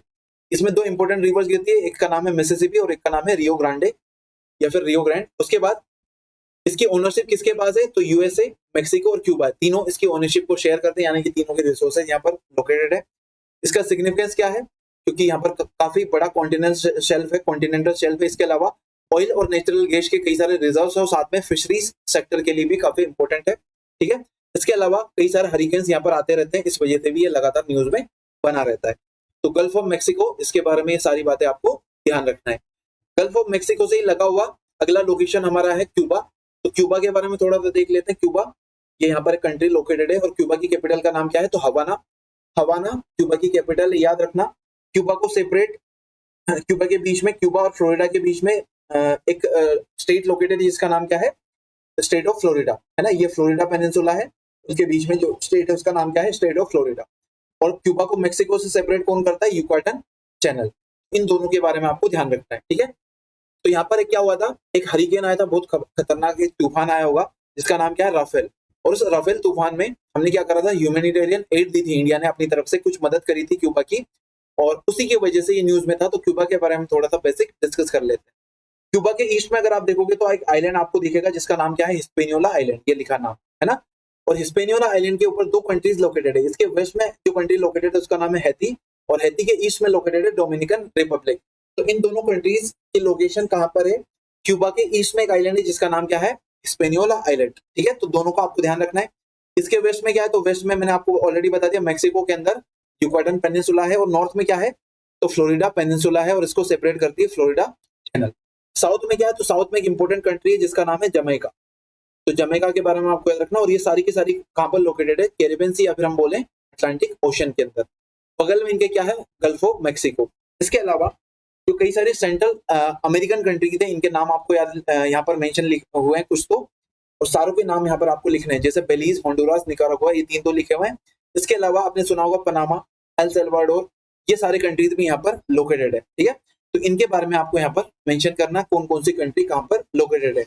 नॉर्थ से लेकर साउथ में अगर आप जाओगे, साउथ अमेरिका की साइड, तो कौन कौन सी कंट्री कहाँ पर लोकेटेड होगी, इनके बारे में आप कमेंट में मेंशन करना। ठीक है, इसके साउथ में क्या है, जमैका और कैमन आइलैंड्स लोकेटेड है। क्यूबा के बारे में अगर इसके कुछ फीचर्स की हम बात करें, तो लार्जेस्ट आइलैंड कंट्री है कहाँ पर, कैरिबियन आइलैंड में, एक इंपॉर्टेंट फैक्ट है। और किसका पार्ट है, तो ग्रेटर एंटिलीज का पार्ट है। जब मैं आपको बेसिक जो स्टैटिक मैपिंग पढ़ाऊंगा तब बताऊंगा कि यहाँ पर जो आइलैंड्स हैं उनको 2 कैटेगरी में डिवाइड किया जाता है। ऊपर वालों को बोला जाता है ग्रेटर एंटिलीज और इधर वालों को बोला जाता है लेजर एंटिलीज। वेस्ट इंडीज आइलैंड्स हैं, उनको हम क्या बोलते हैं, लेजर एंटिलीज। तो उनके बारे में मैं आपको स्टैटिक मैपिंग के अंदर बताऊंगा। ठीक है, तो ये आपको ध्यान रखना है। और जो लेजर एंटिलीज है उसी का पार्ट था आपका त्रिनिदाद एंड टोबैगो। स्टार्टिंग में जो पहली लोकेशन हमने डिस्कस करी थी त्रिनिदाद एंड टोबैगो, वो लेजर एंटिलीज का ही पार्ट है और वो भी कहां पर लोकेटेड है, कैरिबियन सी के अंदर लोकेटेड है। ठीक है, तो क्यूबा के बारे में ये सारी बातें आपको ध्यान रखना है। इसकी नेबरिंग कंट्री में ऑलरेडी आपको बता चुका हूँ, यूनाइटेड स्टेट्स है। उसके अलावा बहामास, बहामास के बाद मेक्सिको। ठीक है, और नीचे आपने देखा है जमैका। ठीक है, तो ये रहा आपका बहामास, इधर आप देख सकते हो हैती, इधर है जमैका, इधर मेक्सिको और उधर है आपका यूएसए। तो ये इसके सारे के सारे क्या है, नेबरिंग कंट्रीज है। इनके बारे में आपको ध्यान रखना है। मैरीटाइम बाउंड्री किसके साथ शेयर करता है, तो गल्फ ऑफ मेक्सिको के साथ, अटलांटिक ओशन के साथ। मेजर रिवर्स और हाईएस्ट पॉइंट बिल्कुल आपको याद रखने की जरूरत नहीं है, लेकिन आपकी इंफॉर्मेशन के लिए स्लाइड्स में सारी चीजें आपको मिल जाएगी। नेक्स्ट जो हमारी लोकेशन है उसका नाम है अंगोला, और अंगोला की कैपिटल का नाम है लुआंडा, है ना। अफ्रीका की कंट्री है, अफ्रीका के जो साउथ या फिर वेस्टर्न सेंट्रल पार्ट है वहां पर ही आपको देखने को मिलेगा, जिसका नाम है अंगोला। अंगोला की कैपिटल का नाम क्या है, लुआंडा। यहाँ पर क्या हुआ है, एक कोलेरा आउटब्रेक हुआ है। कोलेरा आउटब्रेक होने के कारण लगभग 18 लोगों की डेथ हो गई है, उस वजह से ये कंट्री न्यूज में। तो अंगोला के बारे में आपको ध्यान रखना है, कहां पर लोकेटेड है, ये लोकेटेड है आपका अफ्रीका के एक तरीके से सेंट्रल या फिर साउथ सेंट्रल वाले पार्ट में। इसकी जो बॉर्डरिंग कंट्रीज है उनके नाम आप देख लो। सबसे ऊपर है आपका कॉन्गो, कॉन्गो के बाद है जाम्बिया, जाम्बिया के बाद है नमीबिया, और इधर आपका रिपब्लिक ऑफ द कॉन्गो। तो डीआरसी, कॉन्गो, जाम्बिया और नमीबिया, ये चारों कंट्रीज अंगोला के साथ बॉर्डर शेयर करती है। और ये कहां पर लोकेटेड है, तो साउथ वेस्टर्न अफ्रीका के अंदर ये लोकेटेड है ना। इसकी कैपिटल का नाम क्या है, तो कैपिटल का नाम है आपका लुआंडा। यहाँ पर गलती से मैंने अंगोला लिख दिया है, तो आप इसको याद कर लेना, लुआंडा। ठीक है, इसकी कैपिटल का नाम क्या है, लुआंडा।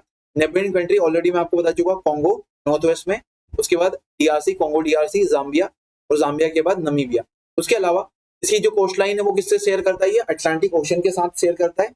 इसकी मेजर रिवर कौन सी, हाईएस्ट पीक क्या है, बिल्कुल भी हमारे लिए इंपॉर्टेंट नहीं है, आप इसको इग्नोर कर सकते हो। उसके बाद नेक्स्ट हमारी जो लोकेशन है वो है प्रयागराज। आप सभी जानते हो हमारे देश के अंदर इस बार महाकुंभ हुआ था, या फिर इसको हम पूर्ण कुंभ भी बोलते हैं। काफी रिलीजियस सिग्निफिकेंस था इस साल के कुंभ का, है ना। कब हुआ था, तो 2025 के शुरुआत में हुआ था, जनवरी के महीने में महाकुंभ ऑर्गेनाइज हुआ था। कहां पर हुआ था, तो ये प्रयागराज जो लोकेटेड है उत्तर प्रदेश के अंदर, वहां पर हुआ था। ये आपका प्रयागराज या फिर जो कुंभ मेला लगा था उसका पिक्चर है। ठीक है, कुंभ मेला के बारे में कुछ इंपॉर्टेंट फैक्ट्स हैं। दुनिया की ये लार्जेस्ट पब्लिक गैदरिंग है, सबसे ज्यादा लोग यहाँ पर इकट्ठे होते हैं, करोड़ों लोग इंडिया के यहाँ पर जाकर आए थे। आप में से कौन कौन महाकुंभ में जो होली टिप है वो लेके आए, आप कमेंट में जरूर बताइएगा, है ना। इंडिया के अंदर एक इंपॉर्टेंट पिलग्रिमेज है, ये हमारे देश के जो श्रद्धालु हैं उनके लिए काफी इंपॉर्टेंट धर्म का मसला है। सभी लोग यहाँ पर जाते हैं और हर 12 साल में एक बार अलग अलग लोकेशंस के ऊपर जो कुंभ का मेला है वो ऑर्गेनाइज होता है। अब अगले 12 साल में, यानी कि 12 साल के बाद कुंभ मेला लगेगा कहां पर, प्रयागराज के अंदर। उसके अलावा ये जो साइट्स हैं वो रोटेट होती है ना, और हर 4 साल के अंदर इस साइट के ऊपर आपको मेला देखने को मिलता है। ठीक है, तो अगला जो कुंभ मेला है वो प्रयागराज में होगा लगभग 12 साल के बाद, है ना। तो इसके बारे में आपको ध्यान रखना है। अलग अलग जगहों के ऊपर जो कुंभ मेला ऑर्गेनाइज होता है वो कौन कौन सी, सबसे आपकी एक थे हरिद्वार, वहां पर उत्तराखंड में कौन सी रिवर के किनारे पर लगता है, गंगा रिवर के ऊपर। उसके अलावा उज्जैन मध्य प्रदेश के अंदर शिप्रा रिवर के किनारे पर, नासिक महाराष्ट्र में आप देखने को मिलता है, और ये गोदावरी रिवर के किनारे पर लगता है कुंभ। और एक आपका प्रयागराज, और प्रयागराज किसका कॉन्फ्लुएंस है, गंगा यमुना और जो एक तरीके से मिथिकल या फिर इनविजिबल सरस्वती है उसका भी यहाँ पर संगम होता है। और तीनों के संगम के ऊपर ही आपका क्या लगता है, जो महाकुंभ है वो इस साल लगा था। इसके अलावा कुछ हिस्टोरिकल फैक्ट है, इसके बारे में आप ध्यान रख सकते हो कि इसने जो यूनेस्को है उसने इसको इंटेंजिबल कल्चरल हेरिटेज का टैग दिया था 2017 में, तो ये भी इंपॉर्टेंट फैक्ट आपके लिए हो जाता है। इसके अलावा जो चाइनीज ट्रेवलर था ह्वेनसांग, जो 7th सेंचुरी के अंदर जो हर्षवर्धन का कार्यकाल है उसके अंदर ये इंडिया को विजिट करा था इन्होंने, और इन्होंने कुंभ मेला के बारे में मेंशन करा था। और इनका जो मेंशन है वही क्या है, फर्स्ट हिस्टोरिकल कॉन्टेक्स्ट है जहां पर आपको पता चलता है कुंभ मेला के बारे में कोई बात लिखी हुई है कि यहाँ पर जो हिस्टोरिकल कॉन्टेक्स्ट है वहां पर अगर हम देखें तो कुंभ मेला के बारे में सबसे पुराना जो मेंशन है वो ह्वेनसांग की जो राइटिंग्स है उसके अंदर आपको देखने को मिलता है। और ह्वेनसांग कब आया था, हर्षवर्धन के कार्यकाल में 7th सेंचुरी के अंदर आया था, और उन्हीं ने बताया था कि इंडिया में एक बहुत बड़ा रिलीजियस गैदरिंग होती है गंगा के किनारे पर, जिसको हम बोलते हैं कुंभ मेला। उन्होंने ये सारी बातें उसमें मेंशन करी थी। इसके अलावा शंकराचार्य ने भी यहाँ पर कुंभ मेला के बारे में काफी बातें लिखी थी। और कुंभ मेला का जो फाइनल स्ट्रक्चर है आज के टाइम पर अलग अलग जगहों पे जो मेला लगता है उसको देने का जो शेप करने का काम है वो उसका जो क्रेडिट है वो शंकराचार्य जी को दिया जाता है, और 9th सेंचुरी में ये काम इन्होंने किया था। तो कुंभ मेला के बारे में ये सारी बातें आपको ध्यान रखना है, ठीक है। तो कुंभ मेला के बारे में अगला जो हमारा आर्टिकल है वो है जेड मोर या फिर सोनमर्ग टनल। काफी इंपॉर्टेंट टनल है, जो पॉलिटिकल इंपॉर्टेंस इसका काफी ज्यादा है ना। तो जेड मोर टनल कहाँ पर है, तो हमारा जो जम्मू कश्मीर वाला जो रीजन है वहां पर ये लोकेटेड है ना, जेड मोर टनल है ना। गंदरबाल एक जगह है, गंदरबाल सोनमर्ग एरिया के पास, वहां पर ये लोकेटेड है, जम्मू एंड कश्मीर रीजन, ठीक है। जेड मोर टनल कब शुरू हुआ था इसका काम, तो 2015 में शुरू हुआ था, है ना। बीआरओ ने जो आपका हमारी जो बॉर्डर रोड ऑर्गेनाइजेशन है काफी इंपॉर्टेंट रोल प्ले करा है इसको बनवाने में, और काफी उन्होंने गाइड करा है। इसकी लेंथ कितनी है, तो 6.4 किलोमीटर है। एल्टीट्यूड यानी कि इतना हाइट पर ये बना हुआ है, तो काफी इंजीनियरिंग मार्वल है। लगभग 8,500 फीट की ऊंचाई के ऊपर ये लोकेटेड है, और हर घंटे इससे लगभग 1,000 जो व्हीकल्स है वो पास हो सकते हैं। इसी की जो कुल लागत है वो लगभग 27,000 करोड़ के आसपास आई है। इसके बनने के बाद जो हमारा लद्दाख वाला जो रीजन है उससे हम पूरे साल भर कनेक्ट हो सकते हैं। पहले ठंड के टाइम पर इससे हमारी कनेक्टिविटी थोड़ी सी कम हो जाती थी, उसको दूर करने के लिए ये टनल काफी इंपॉर्टेंट बन जाता है, ठीक है। ये सारी बातें मैं आपको बता चुका हूँ, है ना। लगभग 12 किलोमीटर में फैली रहेगी, लेकिन जो मेन टनल वाला जो एरिया वो लगभग 6-6.5 किलोमीटर के आसपास रहेगा। इससे फायदा क्या होगा, ऑल वेदर कनेक्टिविटी मिलेगी। श्रीनगर और जो सोनमर्ग है वो दोनों आपस में कनेक्ट हो जाएंगे, और साथ में लेह वाले जो रीजन है वो भी अब साल भर के लिए कनेक्ट हो जाएगा अच्छे तरीके से, ठीक है। हमारी लद्दाख रीजन के लिए हमारी जो एक्सेस है वो काफी अच्छी हो जाएगी। आपने देखा होगा चाइना के साथ जब हमारी लड़ाई हुई थी तो लद्दाख रीजन में हमको काफी दिक्कतें हुई थी, तो उसके लिए काफी इंपॉर्टेंट हो जाएगा। साथ में तो हमारी मिलिट्री इसका इंपॉर्टेंस तो है ही, साथ में टूरिज्म के दृष्टिकोण से भी ये काफी इंपॉर्टेंट है, क्योंकि इस पूरे रीजन में अब जो टूरिस्टिक एक्टिविटीज है वो काफी बढ़ जाएगी, और जो खासकर विंटर टूरिज्म है वो आपको काफी देखने को यहाँ पर मिल सकता है। नेक्स्ट जो हमारी लोकेशन है उसका नाम है स्टेट ऑफ कर्च, है ना। ये भी जनवरी के महीने में न्यूज में थी, यहाँ पर लोकेटेड है। तो ये आप देख सकते हो यूक्रेन और रशिया के बीच में लड़ाई चल रही है, और उसी के बीच में यहाँ पर क्रीमिया पेनिनसुला है जिसको 2014 में रशिया ने एनेक्स कर लिया था। उसी के पास में यहाँ पर आपको देखने को मिलता है strait of Kerch. Strait of Kerch एक इंपॉर्टेंट वाटर बॉडी है। यहाँ पर क्या हुआ था, ऑयल स्पिल होने के कारण रशिया ने यहाँ पर इमरजेंसी घोषित कर दी थी, उस वजह से ये पूरा का पूरा इलाका न्यूज में आया था। तो स्टेट ऑफ कर्च आपको याद रखना है, दो इंपॉर्टेंट वाटर बॉडीज को ये कनेक्ट करता है। इधर आप देख सकते हो अजोव सी है, सी ऑफ अजोव, और नीचे आपका ब्लैक सी। आप कमेंट में मेंशन करोगे, कई बार एग्जाम में पूछा जा चुका है ब्लैक सी की बॉर्डरिंग कंट्रीज कौन कौन सी है। तो अजोव सी और ब्लैक सी को दोनों को कनेक्ट करने का काम कौन करता है, तो स्टेट ऑफ कर्च करता है। और ये कहां पर लोकेटेड है, तो ये लोकेटेड है आपका इधर क्रीमियन पेनिनसुला के पास। तो क्रीमियन पेनिनसुला और जो मेनलैंड रशिया है इसको सेपरेट करता है कौन, स्टेट ऑफ कर्च, और कनेक्ट करता है अजोव सी को ब्लैक सी से। तो इतनी इंफॉर्मेशन आपको ध्यान रखना है ना। क्रीमियन पेनिनसुला और यहाँ पर ये इसके पास में लोकेटेड है। इसका सिग्निफिकेंस क्या है, एक इंपॉर्टेंट ग्लोबल शिपिंग रूट है, क्योंकि रशिया के अंदर जो भी इंपोर्ट एक्सपोर्ट होता है उसके लिए रशिया के लिए इसका काफी ज्यादा इंपॉर्टेंस है, तो उस वजह से काफी न्यूज में आया था। तो स्टेट ऑफ कर्च आपको ध्यान रखना है। इसके अलावा तो इंपॉर्टेंट स्टेट्स है जिसमें से एक का नाम है स्टेट ऑफ बॉस्पोरस और एक है स्टेट ऑफ दार्तलेस। ये किनको कनेक्ट करती है और किसको सेपरेट करती है, इनके बारे में भी आप मुझे कमेंट में बताइएगा। नेक्स्ट जो हमारा न्यूज में आर्टिकल है उसका नाम है रिंग ऑफ फायर। तो रिंग ऑफ फायर की लोकेशन सबसे पहले तो आपको पता होना चाहिए, है ना। तो रिंग ऑफ फायर कहां पर लोकेटेड है, तो ये पैसिफिक ओशियन के अंदर लोकेटेड होता है। ये पूरा का पूरा जो इलाका है ऑस्ट्रेलिया के लेकर इधर ऑस्ट्रेलिया, उसके बाद जो हमारा चाइना रशिया वाला जो रीजन है वो इधर अलास्का, नॉर्थ अमेरिका और साउथ अमेरिका का जो वेस्टर्न बॉर्डर है उस वाले पूरे रीजन को हम क्या बोलते हैं, रिंग ऑफ फायर। क्यों, क्योंकि यहाँ पर कई सारे टेक्टोनिक प्लेट्स का मूवमेंट होता है, उनमें आपस में टकराहट होती है, आपस में वो कन्वर्ज होती है और उससे कई सारी यहाँ पर वॉल्केनिक एक्टिविटीज होती है। इस वजह से यहाँ पर कई सारे वॉल्केनिक माउंटेन्स और भूकंप लगातार आते रहते हैं। और ऐसा ही एक भूकंप आया था जापान के अंदर, उस वजह से एक बार फिर से रिंग ऑफ फायर काफी न्यूज में था। तो रिंग ऑफ फायर के बारे में ये सारी बातें आपको याद रखनी है। इसकी लोकेशन कहाँ पर है, तो लोकेशन इसकी कहाँ पर है, पैसिफिक ओशन के अंदर ये देखने को आपको मिलता है। ठीक है, तो रिंग ऑफ फायर, इसी का एक और नाम क्या है, सरकम पैसिफिक बेल्ट भी आप इसको बोल सकते हो। आप एक तरीके से देखो, पूरा का पूरा जो पैसिफिक ओशन है उसको ये कवर करता है। यहीं से बीच में से यहाँ पर क्या निकलती है, इक्वेटर निकलती है। इसका शेप अगर आप देखोगे तो हॉर्स शू शेप, यानी कि जो घोड़े का जो पांव होता है उसके शेप में आपको ये देखने को मिलता है ना। कई सारे स्ट्रिंग ऑफ वोल्केनोस, कई सारे जो वोल्केनोस की जो चेन्स हैं वो आपको यहाँ पर नजर आ जाएंगे। कई सारे वोल्केनोस यहाँ पर इस पूरे रीजन में आपको बने हुए दिखेंगे जो वोल्केनिक ओरिजिन के हैं। ये किसका रिजल्ट है, जो आपका रिंग ऑफ फायर है वो कई सारी जो प्लेट टेक्टोनिक्स मूवमेंट होता है ना। अलग अलग प्लेट्स हैं, जैसे पैसिफिक प्लेट है, जुआन डी फ्यूका प्लेट है, कोकोस प्लेट है, इंडो ऑस्ट्रेलियन प्लेट्स है, नॉर्थ अमेरिका और फिलीपींस प्लेट है, साउथ अमेरिका प्लेट है, नाजका प्लेट है। ये सारी की सारी जो प्लेट्स हैं आपस में इनके बीच में क्या होता है, कन्वर्जेंस होता है। उसी की वजह से यहाँ पर ये पूरा का पूरा जो इलाका है वहां पर कई सारी वॉल्केनिक एक्टिविटीज और कई सारे भूकंप वगैरह आते रहते हैं। ठीक है, जो रिंग ऑफ फायर है ये पूरा स्ट्रेच है जो बॉर्डर बनाता है किसके बीच में, पैसिफिक ओशन और साथ में नॉर्थ अमेरिकन प्लेट्स के बीच। ठीक है, ट्रांसफॉर्म बाउंड्री के ऊपर भी ये लोकेटेड है, इस वजह से यहाँ पर कई सारे भूकंप भी आते हैं, कई सारे अर्थक्वेक्स यहाँ पर देखने को मिलते हैं। तो रिंग ऑफ फायर क्या है, कहाँ पर लोकेटेड है, कैसा इसका शेप है, कहाँ से शुरू होता है, कौन कौन सी प्लेट्स हैं, सारी बातें आपके लिए इंपॉर्टेंट है। ये सारी बातें आपको ध्यान रखना है। अगर आप ये सारी बातें अगर आप रनिंग नोट्स के थ्रू अपने नोट्स बना लोगे तो ये आपको काफी हेल्प करेगा एग्जाम के पहले रिवाइज कर। नेक्स्ट जो हमारी लोकेशन है उसका नाम है सूडान। सूडान भी एक इंपॉर्टेंट कंट्री है। तो अगर आप इस वीडियो में देखोगे तो अफ्रीका के कई सारे देश हमने यहाँ पर डिस्कस किए, जैसे आप देख सकते हो हमने डिस्कस किया था बुर्किना फासो, इसके अलावा घाना, चाड और अब आ गया सूडान। सूडान वहां पर इंटरनल कॉन्फ्लिक्ट कई सारे चल रहे हैं, उस वजह से वहां पर क्या है, ह्यूमैनिटेरियन क्राइसिस आ गए हैं। उस वजह से लगभग 3.2 मिलियन यानी कि लगभग 32 लाख के आसपास जो बच्चे हैं उनमें मॉल न्यूट्रिशन यानी कि जो एक तरीके से कुपोषण है उसकी समस्या देखने को मिली है। ये बताया है यूनिसेफ की एक रिपोर्ट में। तो वहां पर बहुत ज्यादा मॉल न्यूट्रिशन हुआ है, वहां पर करप्शन बहुत ज्यादा है और आपस में जो लड़ाई हो रही है उसके कारण वहां के जो बच्चे हैं वो इससे क्या हो रहे हैं, परेशान हो रहे हैं और वहां पर जो मॉल न्यूट्रिशन है वो बहुत ज्यादा फैल गया है। तो आपके लिए सबसे ज्यादा जरूरी है सूडान की लोकेशन, ये कौन कौन सी कंट्री के साथ बॉर्डर शेयर करता है। तो सूडान को अगर आप देखोगे तो नॉर्थ में एकदम इजिप्ट से ये बॉर्डर लगती है। इधर आप देखोगे तो लीबिया है, लीबिया के बाद इधर हमने चाड डिस्कस किया था, चाड है, चाड के बाद इधर आप देखोगे तो सेंट्रल अफ्रीकन रिपब्लिक है।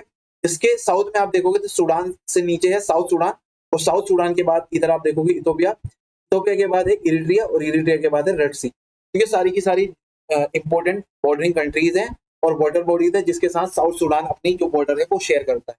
ये लैंडलॉक कंट्री है क्या, तो बिल्कुल नहीं है। इधर रेड सी के साथ इसकी क्या लगती है, बॉर्डर लगती है। इसकी जो कैपिटल है उसका नाम है खार्तूम, इसके बारे में आपको ध्यान रखना है। तो खार्तूम क्या है, इसकी कैपिटल है। ठीक है, तो सूडान के बारे में ये सारी की सारी बातें आपको ध्यान रखनी है। न्यूज में क्यों था, क्योंकि यहाँ पर एक तरीके से ह्यूमैनिटेरियन क्राइसिस आया हुआ है, सिविल वॉर के कारण कई सारे बच्चे भूख से मर रहे हैं, उस वजह से ये न्यूज में आया था। तो इनके बारे में आपको ध्यान रखना है। नेक्स्ट जो हमारी लोकेशन है उसका नाम है जोरहाट, असम। तो असम के अंदर एक इंपॉर्टेंट वाइल्ड लाइफ सेंचुरी है ना, वहां पर कुछ इंपॉर्टेंट डेवलपमेंट हुआ है ना, और ड्रिलिंग एक्टिविटीज को परमिट कर दिया है वहां पर, है ना। तो central National Board for Wildlife has approved exploratory drilling for oil and gas in the eco sensitive zone of Assam's Hollongapar gibbon wildlife sanctuary. तो यहाँ पर जो हमारा National Board for Wildlife है उन्होंने असम के अंदर इस वाले रीजन में जो आपका होलोंगापार गिब्बन वाइल्ड लाइफ सेंचुरी है उसके अंदर नेचुरल गैस और ऑयल के ड्रिलिंग के लिए एक तरीके से अनुमति दे दी है। इस वजह से ये न्यूज में आया था ये पूरा आर्टिकल। तो इसकी लोकेशन बस आपको याद रखना है कि असम के अंदर एक वाइल्ड लाइफ सेंचुरी है जिसका नाम क्या है, होलोंगोपार गिब्बन वाइल्ड लाइफ सेंचुरी। ये कहाँ पर लोकेटेड है, तो असम के अंदर एक डिस्ट्रिक्ट है जिसका नाम क्या है, जोरहाट डिस्ट्रिक्ट। वहीं पर ये क्या है आपको देखने को मिलता है और उसकी लोकेशन ये इधर आपको देख सकते हो। ठीक है, इसके अलावा असम के अंदर और भी कई सारे इंपॉर्टेंट वाइल्ड लाइफ सेंचुरी और नेशनल पार्क हैं, इनके बारे में इस मैप के अंदर आप देख सकते हो, जैसे बराली वाइल्ड लाइफ सेंचुरी, इसके अलावा दीपोर बिल रिजर्व है ना, Orang national park, Orang tiger reserve, Nameri tiger reserve, Nameri national park, Kaziranga national park, Dibru Saikhowa national park, Dehing Patkai national park. तो ये सारे के सारे इंपॉर्टेंट नेशनल पार्क्स हैं जो इस पूरे रीजन में आपको देखने को मिलते हैं। एक बार पॉज करके आप इस वीडियो के अंदर इसको देख लेना। तो जोरहाट के अंदर ये लोकेटेड है ना, जोरहाट डिस्ट्रिक्ट के अंदर। ठीक है, काफी फॉरेस्टेड एरिया है, काफी डेंस फॉरेस्ट यहाँ पर आपको देखने को मिलता है। इसका अल्टीट्यूड टेरेन कैसा है बिल्कुल आपको याद रखने की जरूरत नहीं है, ये आप याद रखिएगा कौन सी रिवर यहाँ पर पास से यहाँ पर फ्लो करती है, तो भोगदोई रिवर इसकी बॉर्डर बनाती है और इस पूरे के पूरे इलाके में पानी बहुत ज्यादा जमा हो जाता है। उस वजह से कई सारे सेमी हाइड्रोफोबिक प्लांट्स यहाँ पर बन जाते हैं ना, सेमी हाइड्रोफाइटिक प्लांट्स, है ना। हाइड्रोफाइटिक प्लांट्स आपको ज्यादा कहां पर देखने को मिलते हैं, कौन से रीजन के अंदर, ये आप मुझे कमेंट के अंदर कमेंट के अंदर मेंशन करोगे, ठीक है। इसके अलावा होलो गिब्बन्स यहाँ पर मिलते हैं और इनके नाम पर बना हुआ ये पहला इंडिया का वाइल्ड लाइफ सेंचुरी है ना। North east India's only nocturnal primate the Bengal slow loris is also found here, है ना। तो बंगाल स्लो लॉरिस भी यहाँ पर आपको देखने को मिलता है। इसके अलावा जो होलो गिब्बन्स है वो तो आपको यहाँ पर देखने को मिलते ही है, ठीक है। इसके अलावा और भी कई सारे इंपॉर्टेंट स्पीसीज यहाँ पर आपको देखने को मिलते हैं। यहाँ पर हुलो गिब्बन जो बंदर की एक प्रजाति वो देखने को मिलती है, उन्हीं के नाम पर ये सेंचुरी का नाम पड़ा है। तो making it the only sanctuary in India named after the primate species. तो इन प्राइमेट स्पीसीज के नाम के ऊपर ये इंडिया की एकमात्र सेंचुरी है जिसका नाम क्या है, जोरहाट असम के अंदर लोकेटेड है और उसका नाम क्या है आपका होलंगोपाल गिब्बन वाइल्ड लाइफ सेंचुरी, ठीक है। तो ये सारी बातें आपको इनके बारे में ध्यान रखना है। नेक्स्ट है इंडिया बांग्लादेश का जो बॉर्डर है वो काफी न्यूज में था। तो इंडिया बांग्लादेश बॉर्डर के बारे में अगली न्यूज है। तो हुआ क्या था, यहाँ पर जो बांग्लादेशी जो बॉर्डरिंग गार्ड्स हैं उन्होंने हमारे देश के अंदर जो हमारी जो फेंसिंग चल रही थी, यहाँ पर बॉर्डर के ऊपर जो हमारी फेंसिंग चल रही है उसको इन्होंने ऑब्स्ट्रक्ट करने की कोशिश करी और हमारे जो मजदूर वगैरह लोग थे, जो भी ऑफिशियल थे, उनको यहाँ पर रोकने का इन्होंने प्रयास करा। कहाँ पर, तो वेस्ट बंगाल का जो मालदा डिस्ट्रिक्ट है इस वाले रीजन में कहीं पर आपको देखने को मिलेगा। तो वेस्ट बंगाल के मालदा डिस्ट्रिक्ट के अंदर ये पूरी की पूरी एक्टिविटी हुई थी। इस वजह से ये जो इंडिया बांग्लादेश वाला जो बॉर्डर वाला रीजन है ये न्यूज में आया था, तो इसके बारे में आपको ध्यान रखना है। इसके अलावा भी कई सारे रीजन है जहां पर इंडिया और बांग्लादेश के बीच में लड़ाई चलती रहती है ना। तो इंडिया बांग्लादेश बॉर्डर के बारे में थोड़ी सी बेसिक इन्फॉर्मेशन आपको पता होना चाहिए, एग्जाम में ऐसे क्वेश्चन आ सकते हैं। सबसे पहले इसकी लेंथ कितनी है, इंडिया और बांग्लादेश का जो बॉर्डर है वो लगभग 4096 यानी कि लगभग 41 किलोमीटर का जो बॉर्डर है वो हम एक दूसरे के साथ क्या करते हैं, शेयर करते हैं। कौन कौन से इंडियन स्टेट्स के साथ इसकी बॉर्डर लगती है, तो वेस्ट बंगाल, उसके बाद आसाम, त्रिपुरा, मेघालय और मिजोरम। इधर आप देख सकते हो मैप के अंदर, सबसे पहले इधर आपका वेस्ट बंगाल हो गया, वेस्ट बंगाल के बाद इधर मेघालय है, इधर मेघालय के बाद असम से इसकी बॉर्डर लगती है ना, असम से इधर भी लगती है, और त्रिपुरा के बाद एक और है आपका मिजोरम, ठीक है। तो ये सारे के सारे इंपॉर्टेंट स्टेट्स हैं जिनके साथ बांग्लादेश की हम क्या करते हैं, बॉर्डर शेयर करते हैं, ठीक है। तो आपको ध्यान रखना है मिजोरम के साथ इसकी बॉर्डर लगती है, मणिपुर के साथ इसकी बॉर्डर नहीं लगती, मणिपुर की बॉर्डर लगती है आपकी म्यांमार के साथ। तो ये सारी बातें आपको ध्यान रखना है, ठीक है। पांचों के पांचों स्टेट्स हैं जिनके साथ ये बॉर्डर शेयर करते हैं। अब दिक्कत क्या है, ये जो बॉर्डर है काफी यहाँ की जो टाइपोलॉजी है, टोपोलॉजी काफी मुश्किल है, काफी मुश्किल टेरेन है, कई सारे plains, rivers, forested areas, wetlands आपको यहाँ पर देखने को मिलती है। इस वजह से यहाँ पर फेंसिंग करना काफी मुश्किल है, तो उस वजह से कई सारे कंफ्यूजन भी होता है। तो ये कारण होता है कि यहाँ पर इंडिया और बांग्लादेश के बीच में बार बार इसको लेकर डिस्प्यूट्स होते रहते हैं। इंडिया और बांग्लादेश ने काफी अच्छा एग्रीमेंट करा था मोदी जी के सत्ता में आने के बाद 2015 में एक लैंड बाउंड्री एग्रीमेंट हुआ था, उसमें हमने कई सारे एनक्लेव्स और एक्लेव्स एक दूसरे के साथ एक्सचेंज करे थे, लेकिन फिर भी अभी भी कुछ एरियाज हैं जिनको लेकर इंडिया और बांग्लादेश के बीच में क्या है, डिस्प्यूट बना हुआ है। इंडिया और बांग्लादेश दोनों का देशों का एक दूसरे के लिए काफी जियोपॉलिटिकल इंपॉर्टेंस है, क्योंकि सार्क और बिम्स्टेक जैसे इंपॉर्टेंट जो ऑर्गेनाइजेशन है वो दोनों के दोनों इसका पार्ट है, और साथ में हम दोनों जो हमारा शेयर इकोसिस्टम है वो भी शेयर करते हैं, और गंगा और ब्रह्मपुत्र जैसी जो इंपॉर्टेंट रिवर्स हैं वो दोनों इंडिया की से और बांग्लादेश से फ्लो करती है। इस वजह से हमारे जितने भी डिफरेंसेस है वो हमें बुलाकर दोनों को एक दूसरे के साथ क्या करना पड़ेगा, कोऑपरेट करना पड़ेगा। ये मालदा वाले रीजन के अलावा सुखदेवपुर, क्या है आपका धगराम एंड कोमिला, ये तीनों एरियाज हैं, ये भी इंडिया और बांग्लादेश के बीच में क्या है, एक तरीके से टेंशन वाले इलाके हैं। तो इनके बीच में, इनके बारे में आपसे पूछा जा सकता है, Sukhdevpur, Dhagram and Comilla which were in news recently located in which of the following district of India। तो ये आपको ध्यान रखना, वेस्ट बंगाल और त्रिपुरा डिस्ट्रिक्ट के अंदर लोकेटेड है, और कई सारे इलीगल इमिग्रेंट्स आकर यहाँ से इन सारे डिस्ट्रिक्ट के अंदर आकर बस भी जाते हैं। अब ये हमने बांग्लादेश बॉर्डर के बारे में देख लिया। अब थोड़ी इंडिया के साथ जो इंडिया अलग अलग देशों के साथ और अलग अलग स्टेट्स के साथ जो लैंड बॉर्डर बनाता है उनके बारे में हम थोड़ी सी इन्फॉर्मेशन कलेक्ट कर लेते हैं। आप इसको नोट कर लेना अपनी नोटबुक के अंदर, ये आपको काफी हेल्प कर सकता है। तो इंडिया अगर हम देखें तो सबसे बड़ी हमारी जो लैंड बॉर्डर है वो बांग्लादेश के साथ हम बनाते हैं, लगभग 4096 किलोमीटर। उसके बाद जो सेकंड नंबर आता है वो चाइना का आता है, चाइना के बाद नेक्स्ट तीसरे नंबर पर आता है पाकिस्तान, और उसके बाद आता है बांग्लादेश, उसके बाद म्यांमार 5वें नंबर पर, म्यांमार के बाद भूटान, और भूटान के बाद लास्ट में आता है अफगानिस्तान। तो आपको असेंडिंग या फिर डिसेंडिंग ऑर्डर में पूछा जा सकता है, या फिर सबसे कम से लेकर ज्यादा हम बॉर्डर किसके साथ शेयर कर सकते हैं। इन सातों में से किसी भी कंट्री आपके ऑप्शन में आ सकती है, तो इनको आपको अच्छे से याद रखना है। सबसे ज्यादा हम बॉर्डर शेयर करते हैं बांग्लादेश के साथ, उसके बाद अगला नंबर आता है चाइना का, चाइना के बाद पाकिस्तान, पाकिस्तान के बाद नेपाल, नेपाल के बाद म्यांमार, म्यांमार के बाद भूटान और लास्ट में आ जाता है आपका अफगानिस्तान। तो ये सारी की सारी कंट्रीज है जिनके साथ हम बॉर्डर शेयर करते हैं। सबसे कम बॉर्डर शेयर करते हैं अफगानिस्तान के साथ, उसके बाद शेयर करते हैं बांग्लादेश के साथ। करंटली जो अफगानिस्तान के साथ हम बॉर्डर शेयर करते हैं वो वाला इलाका पाकिस्तान ऑक्यूपाइड कश्मीर के अंदर लोकेटेड है।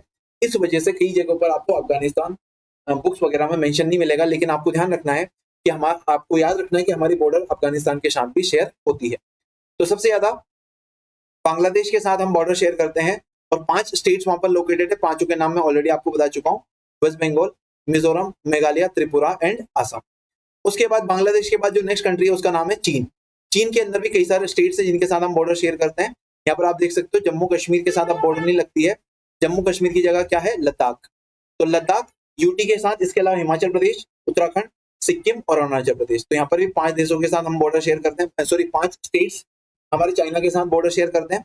उसके बाद म्यांमार, तो म्यांमार के 4 स्टेट्स हैं जिनका नाम है अरुणाचल प्रदेश, नागालैंड, मणिपुर और मिजोरम। तो ये चारों स्टेट्स हैं जो म्यांमार के साथ बॉर्डर शेयर करते हैं। उसके बाद नेपाल की अगर हम बात करें तो नेपाल में बिहार, उत्तराखंड, उत्तर प्रदेश, सिक्किम और वेस्ट बंगाल, 5 स्टेट्स हैं। इधर आप देख सकते हो नेपाल में उत्तराखंड, उत्तर प्रदेश, बिहार, वेस्ट बंगाल और सिक्किम, ये 5 स्टेट्स बॉर्डर शेयर करते हैं। उसके बाद भूटान की यदि हम बात करें तो सिक्किम, वेस्ट बंगाल, असम और अरुणाचल, ये चारों स्टेट्स भूटान के साथ अपनी बॉर्डर शेयर करते हैं। उसके बाद पाकिस्तान की यदि हम बात करें तो पाकिस्तान में गुजरात, राजस्थान, पंजाब और जम्मू एंड कश्मीर और साथ में आपका लद्दाख यूटी, ये दोनों के दोनों यूटीज भी पाकिस्तान के साथ हमारी बॉर्डर शेयर करते हैं। अभी कोई सा बच गया क्या? अफगानिस्तान के बारे में ऑलरेडी आपको बता चुका हूँ। पाकिस्तान ऑक्यूपाइड जो रीजन है किसका, लद्दाख का, वो पाकिस्तान के साथ हम बॉर्डर के अंदर शेयर करते हैं। तो ये सारी की सारी बातें आपको ध्यान रखना है, काफी इंपॉर्टेंट लोकेशन से न्यूज के अंदर ये आया हुआ था। तो आपसे बॉर्डर के ऊपर भी क्वेश्चन पूछा जा सकता है, तो आपको इनके बारे में ध्यान रखना है। उसके बाद नेक्स्ट जो हमारा लोकेशन है उसका नाम है Kumni bank mud volcano. Kumni bank mud volcano के बारे में इतना सा ध्यान रखना है कि कैस्पियन सी के अंदर बना था और अजरबैजान के पास ये लोकेटेड था, है ना। तो कुमनी बैंक मड वोल्केनो बना था अजरबैजान के पास 2023 के अंदर। यहाँ पर कुछ इरप्शन हुआ होगा, उस वजह से कई सारा मड बाहर निकला होगा, वहां पर इकट्ठा हो गया, तो एक आइलैंड का शेप ले लिया और उसके बाद ये वापस से खत्म हो गया। तो जो आइलैंड्स कुछ टाइम के लिए टेम्पररी बनते हैं और वापस से वो खत्म हो जाते हैं, उन्हीं को हम क्या बोलते हैं, घोस्ट आइलैंड बोलते हैं। तो कुमनी बैंक मड वोल्केनो, आपको याद रखना कंट्री का नाम अजरबैजान है और अजरबैजान के कहां पर लोकेटेड है, तो अजरबैजान के ईस्ट में जो कैस्पियन सी है उसके अंदर ये देखने को आपको मिलता है। अभी करंटली इसकी पोजीशन ये है कि ये पूरा का पूरा क्या हो चुका है, इरोड हो चुका और खत्म हो गया, इसी वजह से ये न्यूज में आया था। ठीक है, तो ये मैं ऑलरेडी आपको इसके बारे में बता चुका हूँ कहां पर ये लोकेटेड है ना। घोस्ट आइलैंड क्या होता है, घोस्ट आइलैंड का मतलब क्या, टेम्पररी लैंडमास से क्रिएट हुआ है, किससे, वोल्केनिक एक्टिविटी से, है ना, पर्टिकुलरली मड वोल्केनोस, और बाद में वापस से ये पानी के अंदर सबमर्ज हो जाता है, अगर इरोड हो जाता है, तो उसी को हम क्या बोलते हैं, घोस्ट आइलैंड बोलते हैं। इधर कहीं आपको बाकू के आसपास देखने को मिला था। ठीक है, कैस्पियन सी के बारे में थोड़ा सा देख लेते हैं, कौन कौन सी कंट्री के साथ ये बॉर्डर शेयर करता है। तो उसकी ट्रिक आपको याद रखना है, तारीख TARIK, ये 5 कंट्री है जिनके साथ कैस्पियन सी की बॉर्डर लगती है। T for Turkmenistan, A for Azerbaijan, R for Russia, I for Iran and K for Kazakhstan, है ना। तो ये तुर्कमेनिस्तान हो गया, उसके बाद हो गया कजाकिस्तान, कजाकिस्तान के बाद इधर रशिया है, रशिया के बाद ये है अजरबैजान और अजरबैजान के बाद इधर नीचे मिलेगा आपको ईरान। तो ये 5 कंट्री है जो बॉर्डर शेयर करती है किसके साथ, कैस्पियन सी के साथ। कैस्पियन सी की अगर हम बात करें तो वर्ल्ड की लार्जेस्ट इनलैंड बॉडी है पानी की, और एक ऐसा पानी यहाँ पर मिलता है आपको सॉल्टी वाटर, ये ना सलाइन वाटर बॉडी है ये। इसके बारे में आपको याद रखना है, इनलैंड का मतलब किसी भी, मतलब ये जमीन से घिरी हुई है, इस वजह से इसको हम क्या बोलते हैं, इनलैंड वाटर बॉडी है।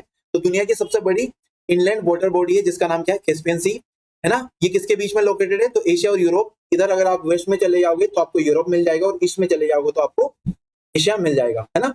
पर पास में क्या है, आपके कॉकेसस माउंटेन देखने को मिलते हैं, और साथ में वेस्ट एशिया का जो स्टेपी जो ग्रासलैंड्स हैं वेस्ट एशिया के अंदर, वो भी आपको इधर ही देखने को मिलता है। ठीक है, तो कैस्पियन सी के आसपास काफी इंपॉर्टेंट लोकेशन है। इसकी जो बॉर्डरिंग कंट्री थे ऑलरेडी मैं आपको बता चुका हूँ, उसकी ट्रिक क्या है, तारीख है T for Turkmenistan, Azerbaijan, Russia, Iran and Kazakhstan. उसके बाद कई सारी इंपॉर्टेंट रिवर्स इसके अंदर पानी को गिराती है, जिसमें 2 इंपॉर्टेंट रिवर है जिसका नाम आपको याद रखना है, वोल्गा एंड यूराल। तो वोल्गा रिवर और यूराल रिवर दोनों की दोनों रिवर यहाँ पर अपने पानी को यहाँ पर इसमें आकर ड्रेन करती है, ठीक है। तो यूरल रिवर और वोल्गा दोनों की दोनों कहाँ से आती है, आप मुझे कमेंट में जरूर मेंशन करिएगा। ये थी कैस्पियन सी के बारे में इंफॉर्मेशन, ये आपको इसके बारे में याद रखना है। उसके बाद नेक्स्ट जो हमारी लोकेशन है उसका नाम है श्रीहरिकोटा आइलैंड, है ना। तो श्रीहरिकोटा क्या है, आंध्र प्रदेश के अंदर लोकेटेड है। यहाँ पर एक इंपॉर्टेंट डेवलपमेंट हुआ है, इंडिया ने अपना जो थर्ड लॉन्च पैड है जहां से हमारे सैटेलाइट्स को हम लॉन्च करते हैं उसका अप्रूवल दे दिया है। इसको डेवलप करने के लिए श्रीहरिकोटा की जो जगह है वहां पर तीसरा जो हमारा लॉन्च पैड है वो बना जाएगा, है ना। तो इसके बारे में हम थोड़ा सा यहाँ पर डिस्कस कर लेते हैं, है ना। ये कहाँ पर लोकेटेड है, इसी के पास में क्या है, सतीश धवन स्पेस सेंटर यानी कि SDSC लोकेटेड है। इसके ऊपर श्रीहरिकोटा जो आपका आइलैंड है उसके ऊपर ये लोकेटेड, ये एक बैरियर आइलैंड है और इसके बगल में कौन सी लेक लोकेटेड है, पुलिकट लेक, जिसके बारे में हम पहले ही डिस्कस कर चुके हैं। पुलिकट लेक किन दो राज्यों के बीच में बॉर्डर शेयर करती है, किनकी दो बाउंड्री के ऊपर लोकेटेड है, ऑलरेडी आपको बता चुका हूँ, तमिलनाडु एंड आंध्र प्रदेश। उसी के पास एक बैरियर आइलैंड है जिसका नाम क्या है, श्रीहरिकोटा आइलैंड है। उसी के ऊपर हमारा Satish Dhawan space centre located है आंध्र प्रदेश के अंदर, और वहीं पर क्या बन रहा है, हमारा तीसरा लॉन्च पैड बन रहा है। इसका आपको ध्यान रखना है, इसको एक नाम दिया है, लोकल नाम, इसका नाम है सूर्या। तो ये नाम आपसे एग्जाम में पूछा जाएगा, सूर्या क्या है, तो हमारा जो तीसरा लॉन्च पैड बनाया जा रहा है उसी को क्या बोला जा रहा है, सूर्या कहा गया है। तो ये बातें आप सारी की सारी याद रखना है, किसी भी एग्जाम में आपसे ये पूछा जा सकता है, ठीक है। तो ये है क्या, third launch pad, state of the art, हमारा खुद का इंफ्रास्ट्रक्चर है, एक तरीके से इंडिजिनस टेक्नोलॉजी है, और हमारे जो नेक्स्ट जनरेशन लॉन्च व्हीकल्स हैं उनको लॉन्च करने के लिए काफी हेल्प करेगा, ठीक है। और साथ में सेकंड लॉन्च पैड है उसका स्टैंड बाय के रूप में भी ये काम करेगा, कभी वो ठीक से काम नहीं करेगा, वो हेल्प नहीं करेगा, तो वहां पर भी हमारी हेल्प कर देगा। कहां पर लोकेटेड है, तो सतीश धवन स्पेस सेंटर श्रीहरिकोटा के ऊपर जो लोकेटेड है उसी के ऊपर इसको भी बनाया जाएगा, ठीक है। ये सपोर्ट करेगा NGLV new generation launch vehicle, LVM-3 vehicles और ह्यूमन स्पेस फ्लाइट्स जैसे कि गगनयान, ठीक है। तो ये सारे के सारे, और साथ में हमारी जो स्पेस एक्सप्लोरेशन कैपेबिलिटीज है अगले 20 से 30 सालों के लिए उसको और ज्यादा इनहांस करने में ये हमारी हेल्प करेगा। सतीश धवन स्पेस सेंटर के बारे में हम थोड़ा सा डिस्कस कर लेते हैं, कब बना था। तो ये ऑपरेशनल हुआ था 1971 से, जब हमने रोहिणी जो सैटेलाइट है वो लॉन्च किया गया था। इनिशियली इसका नाम शार था, है ना, शार रेंज के नाम से इसको जाना जाता था। अगर आपने विंग्स ऑफ फायर पढ़ी है डॉक्टर APJ अब्दुल कलाम की, तो उसमें इसके बारे में काफी मेंशन है, ठीक है। इसके बाद इसकी लोकेशन की हम बात करें तो इसके पास में श्रीहरिकोटा जो आइलैंड है वो लोकेटेड है, जो बे ऑफ बंगाल को किससे सेपरेट करता है ना, सॉरी, बे ऑफ बंगाल को सेपरेट करता है किससे, पुलिकट लेक से। तो पुलिकट लेक के पास एक बैरियर आइलैंड लोकेटेड है जो बे ऑफ बंगाल से, एक तरीके से बे ऑफ बंगाल और पुलिकट लेक के बीच में बैरियर का काम करता है। आंध्र प्रदेश स्टेट के अंदर ये लोकेटेड है, ठीक है, ये ऑलरेडी मैं आपको बता चुका हूँ। उसके बाद इस लोकेशन को चुनने के कई सारे कारण है, साइंटिफिक रीजन है, जैसे ईस्ट कोस्ट का एडवांटेज है, उसके अलावा इक्वेटर से इसकी प्रोक्सिमिटी है, लार्ज इनहेबिटेड एरिया, कोई सैटेलाइट फेल हो जाती है तो वो जो हमारे हैबिटेड रीजन है यहाँ पर, जहाँ पर जनता रहती है वहां पर ना गिरे, और साथ में इसकी कोस्टल लोकेशन है, ये भी काफी हेल्प करता है। इस वजह से ये सारे के सारे रीजन से इस वजह से श्रीहरिकोटा को चुना गया था। इसका हिस्टोरिकल सिग्निफिकेंस है, इसको ढूंढने में विक्रम साराभाई का काफी इंपॉर्टेंट रोल था, है ना। इन्होंने इस जगह को ढूंढा था 1968 में आबिद हुसैन की मदद से, तभी से इसके 40,000 जो एकड़ का जो इलाका है उसको रिजर्व कर लिया गया था। हमारी जो अलग अलग लॉन्च पैड्स हैं या फिर जो सतीश धवन स्पेस सेंटर है वो इस पूरे इलाके में फैला हुआ है, ठीक है। यहाँ पर हमारे कई सारे इंपॉर्टेंट मिशन है, जैसे PSLV, GSLV, चंद्रयान, मंगलयान, यही से सारे के सारे लॉन्च किए गए थे। 2002 में स्टार्टिंग में इसका नाम क्या था, शार रेंज में ऑलरेडी आपको बता चुका हूँ, और बाद में इसका नाम चेंज हो गया था सतीश धवन स्पेस सेंटर, ठीक है। इसरो के जो चेयरमैन थे इन्हीं के नाम पर इसका नाम रखा गया था। अगली जो हमारी लोकेशन है लद्दाख, इसके बारे में काफी इंपॉर्टेंट न्यूज में लगातार ये रहता है, कई सारी इंपॉर्टेंट लोकेशन है जो न्यूज में आती रहती है, उनके बारे में आपको ध्यान रखना है। इनका नॉर्थ से साउथ या फिर साउथ से नॉर्थ में अरेंजमेंट आपसे पूछा जा सकता है, तो सारे के सारे लोकेशंस बस आप याद रखना, एक छोटा सा मैप बना लेना जम्मू एंड कश्मीर का या फिर लद्दाख का, उसमें ये सारे मेंशन कर लेना। सबसे ऊपर आप देखोगे तो आपको मिलेगा दौलत बेग ओल्डी, काफी हमेशा ही न्यूज में रहता है, दौलत बेग ओल्डी यहाँ पर है आपका। उसके बाद देगसांग प्लेन्स आपको देखने को मिलते हैं, चाइना और इंडिया के बीच में यहाँ पर काफी डिस्प्यूट हुआ था। उसके बाद गालवान क्लेश, यहीं पर हुई थी गालवान की लड़ाई। उसके बाद आता है हॉट स्प्रिंग्स, है ना, इनके नाम आपने सभी के सुने होंगे। तो सबसे ऊपर क्या है, दौलत बेग ओल्डी, उसके साउथ में आपको मिलेंगे देवसांग प्लेन्स, उसके बाद मिलेगा आपका गालवान, और गालवान के नीचे मिलेगा आपको हॉट स्प्रिंग्स। उसके बाद हॉट स्प्रिंग के साउथ में आपको मिलेगा ले के साउथ में मिलेगा पेंगोंग सो, और पेंगोंग सो के भी साउथ में मिलेगा आपको डेमचोक। तो इन सारी लोकेशंस के बारे में आपको याद रखना है, 1 2 3 4 करके मैप बनाकर, पहले जैसे यूपीएससी क्वेश्चन पूछता था वैसे भी क्वेश्चन पूछे जा सकते हैं, या फिर नॉर्थ से साउथ इनकी लोकेशन भी आपसे पूछी जा सकती है। तो इन सारी लोकेशंस के बारे में आपको नॉर्थ से लेकर साउथ में अरेंजमेंट करना है, ये आपसे पूछा जा सकता है। ठीक है, तो सबसे ऊपर है दौलत बेग ओल्डी, एक बार फिर से रिपीट कर लेते हैं। उसके बाद hot spring, sorry Depsang plains, Depsang plains के बाद गालवान, गालवान के नीचे साउथ में हॉट स्प्रिंग, फिर ले के बाद पेंगोंग सो, और पेंगोंग सो के बाद लास्ट में है आपका डेमचो। तो ये सारी की सारी लोकेशंस लद्दाख की इंपॉर्टेंट लोकेशन थी, इनके बारे में आपको ध्यान रखना है। नेक्स्ट जो हमारी न्यूज में प्लेस थी उसका नाम है भरतपूजा रिवर।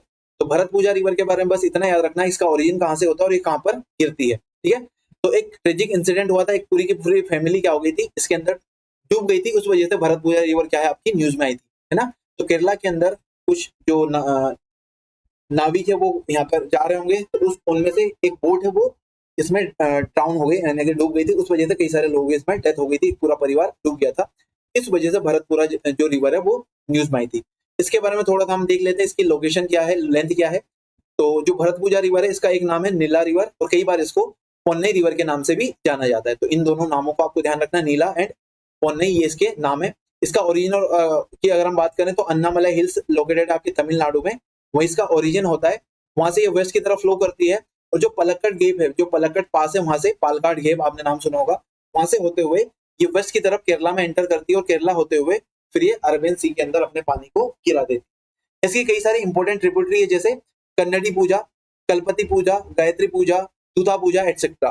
तो इनके नाम आपको याद नहीं रखने हैं, आपको बस जो भरतपूजा रिवर है कहाँ से ओरिजिन होती है और कहाँ पे अपने पानी को गिराती है, इनके बारे में ध्यान रखना है। याद रखना, ये वेस्ट की तरफ बहने वाली रिवर, इसका फ्लो ईस्ट की तरफ नहीं होता है। ओरिजिन कहाँ से, तमिलनाडु के अंदर जो अन्नामलाई हिल्स है वहां से इसका ओरिजिन होता है। ठीक है, उसके बाद पालघाट गेप से होते हुए केरला के अंदर अपने पानी को ड्रेन कराते हुए लास्ट में ये कहां पर गिरती है, अरबियन सी के अंदर गिरती है। तो ये सारी की सारी बातें आपको ध्यान रखना है। याद रखना, केरला का सबसे बड़ा डैम जो मलापुजा डैम है वो इसी के ऊपर बना हुआ है। ठीक है, तो लार्जेस्ट रिजर्वर ऑफ केरला इसी के ऊपर बना हुआ है। उसके बाद नेक्स्ट जो लोकेशन है उसका नाम है माउंट इबू, जो इंडोनेशिया के अंदर लोकेटेड है। यहाँ पर क्या हुआ था, एक तरीके से एक वोल्केनिक इरप्शन हुआ था, उस वजह से ये काफी न्यूज में है। और कुछ ही दिनों के अंदर लगभग 1000 से भी ज्यादा बार यहाँ पर इरप्शन हुआ था जनवरी 2025 में, इस वजह से लगातार ये न्यूज में बना हुआ था। इधर आप देखोगे अलग अलग कंट्रीज है, ये फिलीपींस है, इधर मलेशिया, ये बोर्नियो आइलैंड है, अभी मैंने आपको बताया था, है ना, मलेशिया है ना, बोर्नियो आइलैंड, और इधर आपका मलय पेनिनसुला। उसके बाद नीचे आपका ईस्ट तिमोर है, इधर पापुआ न्यू गिनी है, और बीच में इंडोनेशिया के सारे आइलैंड्स आपको देखने को मिल जाएंगे। यहीं पर इंडोनेशिया का आइलैंड है माउंट इबू, यहीं पर क्या हुआ था, इरप्शन हुआ था, उस वजह से ये न्यूज में था। सबसे इंपॉर्टेंट बात, माउंट इबू कौन सी कंट्री के अंदर आता है, इंडोनेशिया। कौन से ओशन के अंदर आता है, तो आप इधर देख सकते हो पैसिफिक ओशन के अंदर ये आता है ना। Situated on the north west coast of Halmahera island in the Maluku province of Indonesia. आपको कुछ भी नहीं याद रखना, बस कंट्री का नाम याद रखो, इंडोनेशिया। इस तरीके का इरप्शन वहां पर हुआ था। ठीक है, तो इंडोनेशिया के अंदर ये लोकेटेड है, इसके बारे में आपको ध्यान रखना है। उसके बाद नेक्स्ट जो हमारी लोकेशन है उसका नाम है लेक नेवाशा। लेक नेवाशा कहां पर लोकेटेड है, इसका कंट्री का नाम याद रखिएगा, कीनिया के अंदर आप यहाँ पर देख सकते हो लेक नेवासा, ये लोकेटेड है। इसके अलावा और भी कई सारे लेक्स यहाँ पर आपको देखने को मिल जाएगी। जो central great African rift valley है उसी का ये पार्ट है, और वहीं पर ये आपको देखने को मिलेगा। जब मैं आपको स्टैटिक मैपिंग बताऊंगा तब इसके बारे में बताऊंगा कि ग्रेट अफ्रीकन रिफ्ट वैली कहां पर लोकेटेड है, उसकी जो स्टेज है वो कहां तक जाता है, कहां से शुरू होती है, सारी बातें मैं आपको वहां पर बताऊंगा। लेक नेवाशा एक तरीके से फ्रेश वाटर लेक है, कहां पर लोकेटेड है, तो कीनिया के अंदर लोकेटेड है ना। जो ग्रेट अफ्रीकन रिफ्ट वैली है उसी का ये पार्ट है। ठीक है, जो कीनिया की कैपिटल है नैरोबी, इधर आप देख सकते हो नैरोबी, इसके वेस्टर्न साइड या फिर नॉर्थ वेस्ट साइड में आप इसको देख सकते हो। यहाँ पर कुछ इंपॉर्टेंट रिवर्स भी इसके अंदर पानी ड्रेन करती है, उससे इसको पानी मिलता है, वो हमारे लिए इतनी जरूरी नहीं है। तो ये कीनिया है, कीनिया के बारे में आप बस इसके आसपास जो बॉर्डरिंग कंट्री है उनको आप देख लो। इधर आपको दिखेगी युगांडा, युगांडा के बाद इथोपिया, इथोपिया के बाद सोमालिया, और सोमालिया के बाद तंजानिया, है ना, ये आपकी तंजानिया। और इधर ईस्ट में आपको क्या मिलेगा, कौन सी वाटर बॉडी है, और ये कौन सी वाटर बॉडी आप मुझे कमेंट में जरूर बताइएगा। ठीक है, लेक नेवाशा कीनिया के अंदर लोकेटेड है। उसके बाद नेक्स्ट जो हमारी लोकेशन है उसका नाम क्या है, उसका नाम है आसान वेटलैंड। आसान वेटलैंड, बस इसकी लोकेशन याद रखना, ये उत्तराखंड के अंदर लोकेटेड है, देहरादून डिस्ट्रिक्ट में। यही आपसे सबसे इंपॉर्टेंट बात पूछी जा सकती है।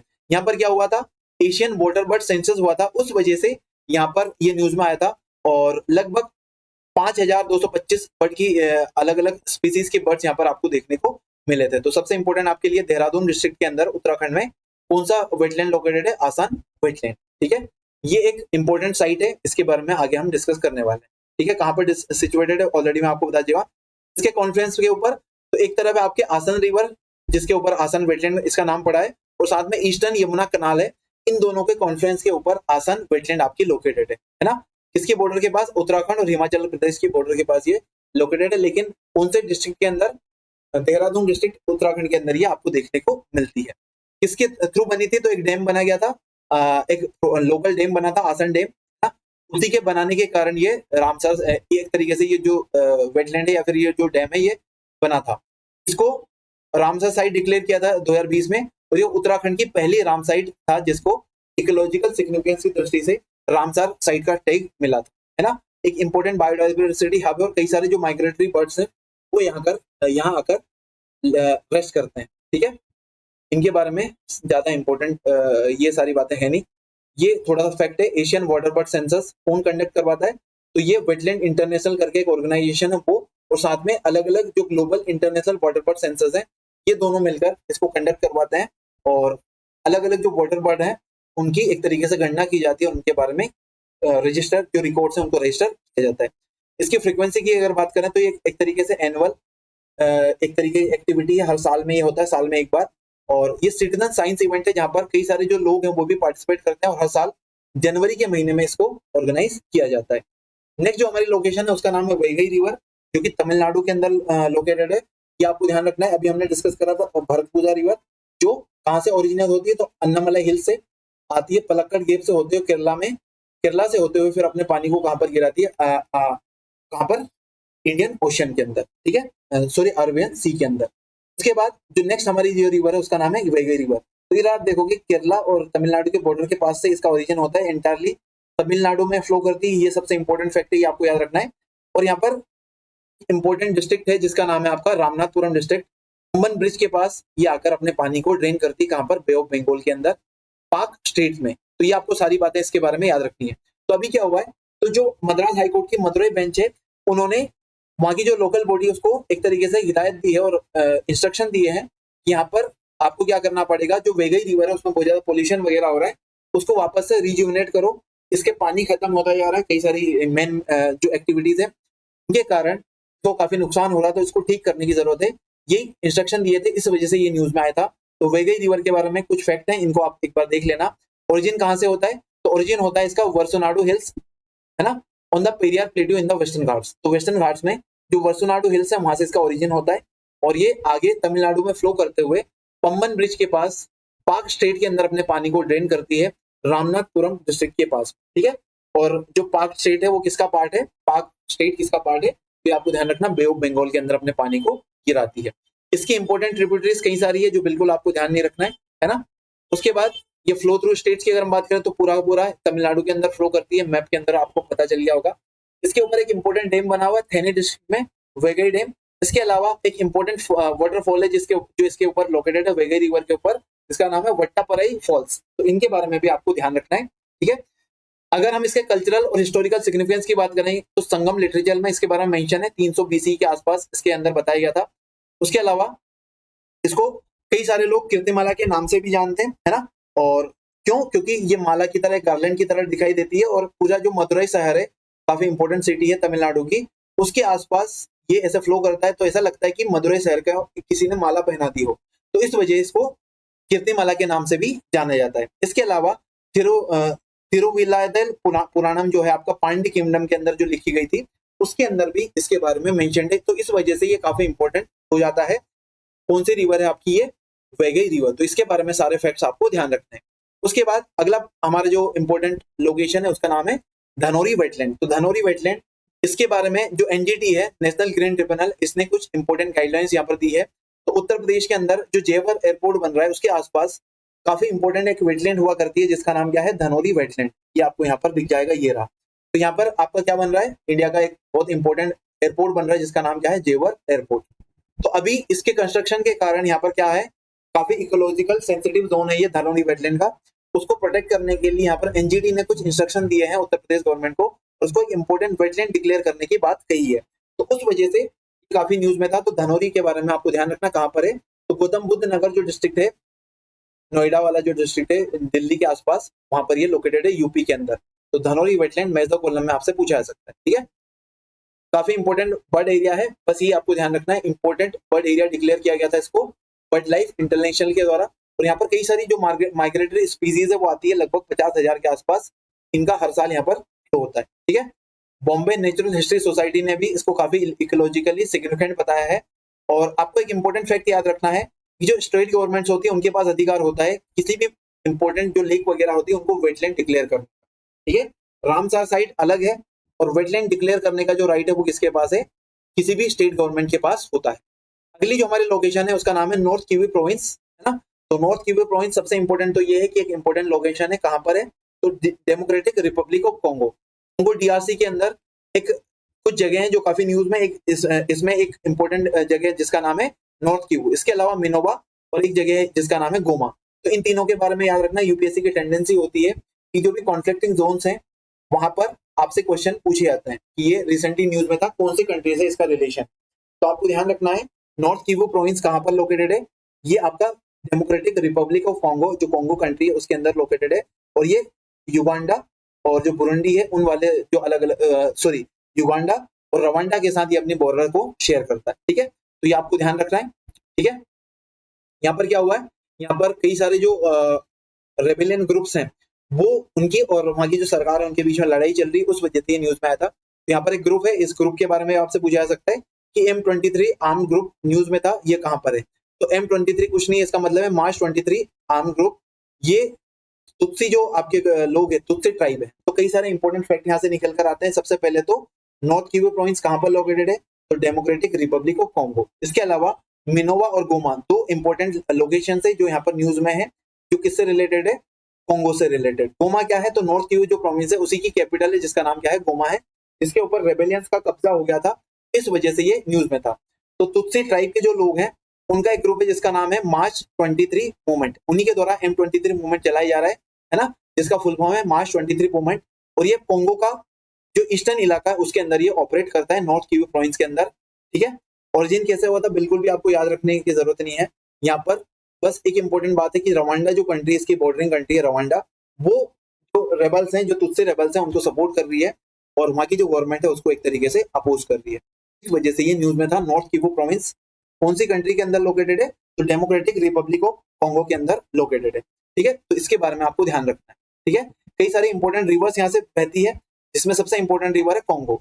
अगर कॉन्गो की बॉर्डरिंग कंट्रीज की हम बात करें तो यहाँ पर आप देख सकते हो कई सारी कंट्रीज के साथ ये बॉर्डर शेयर करता है। इधर आपको दिख जाएगी अंगोला, फिर जाम्बिया, इधर तंजानिया है, फिर रवांडा, उसके अलावा युगांडा, साउथ सुडान, उसके अलावा कॉन्गो, और इधर आपको इधर मिल जाएगा कॉन्गो, और इधर आपका सेंट्रल अफ्रीकन रिपब्लिक। तो ये सारी की सारी कंट्रीज है जिनके साथ ये अपने बॉर्डर शेयर करता है। एक इंपॉर्टेंट रिवर है कॉन्गो, जो कि अफ्रीका की सेकंड लॉन्गेस्ट रिवर है, वो भी यहीं से निकलती है, यहाँ से फ्लो करती है, इस वजह से ये काफी इंपॉर्टेंट हो जाता है, ठीक है। यहाँ पर एक इंपॉर्टेंट वोल्केनिक माउंटेन है जिसका नाम है माउंट निरागोंगो, ठीक है। तो इसके बारे में भी आप यहाँ पर रख सकते हो। गोमा क्या है, तो गोमा ऑलरेडी आपको बता चुका हूँ, जो डिस्प्यूटेड प्रोविंस है नॉर्थ किवू, उसी की कैपिटल का नाम क्या है, गोमा है, ठीक है। इसको रवांडा और युगांडा दोनों कंट्रीज क्या कर रही है, इनडायरेक्टली सपोर्ट कर रही है इस पूरे मूवमेंट, ठीक है। उसके बाद नेक्स्ट हमारी जो लोकेशन है उसका नाम है लेक विक्टोरिया। लेक विक्टोरिया काफी इंपॉर्टेंट लेक है, आपको ध्यान रखना है 3 कंट्रीज के अंदर इसका इलाका पड़ता है, तंजानिया, कीनिया और युगांडा, इन तीनों के साथ इसकी बॉर्डर लगती है, इस वजह से इसके बारे में आपको ध्यान रखना है। यहाँ पर क्या हुआ है, जो एक तरीके से यहाँ पर पोल्यूशन बहुत ज्यादा बढ़ रहा है लेक विक्टोरिया के अंदर, है ना, एल्गल ब्लूम हो रहा है, और वहां पर कई सारी जो लोकल हजार्डस जो प्लांट्स हैं उनकी पॉपुलेशन लगातार बढ़ती जा रही है, उस वजह से यहाँ पर पोल्यूशन बहुत ज्यादा हो रहा है, उस वजह से लेक विक्टोरिया न्यूज में था, ठीक है। दुनिया की second largest fresh water lake है। फर्स्ट दुनिया की जो लार्जेस्ट फ्रेश वाटर लेक है वो कौन सी, आप मुझे कमेंट में जरूर मेंशन करिएगा। अभी मैंने आपको लार्जेस्ट इनलैंड वाटर बॉडी बताई थी जिसका नाम था कैस्पियन सी, सेकंड लार्जेस्ट वहां पर पूछा था।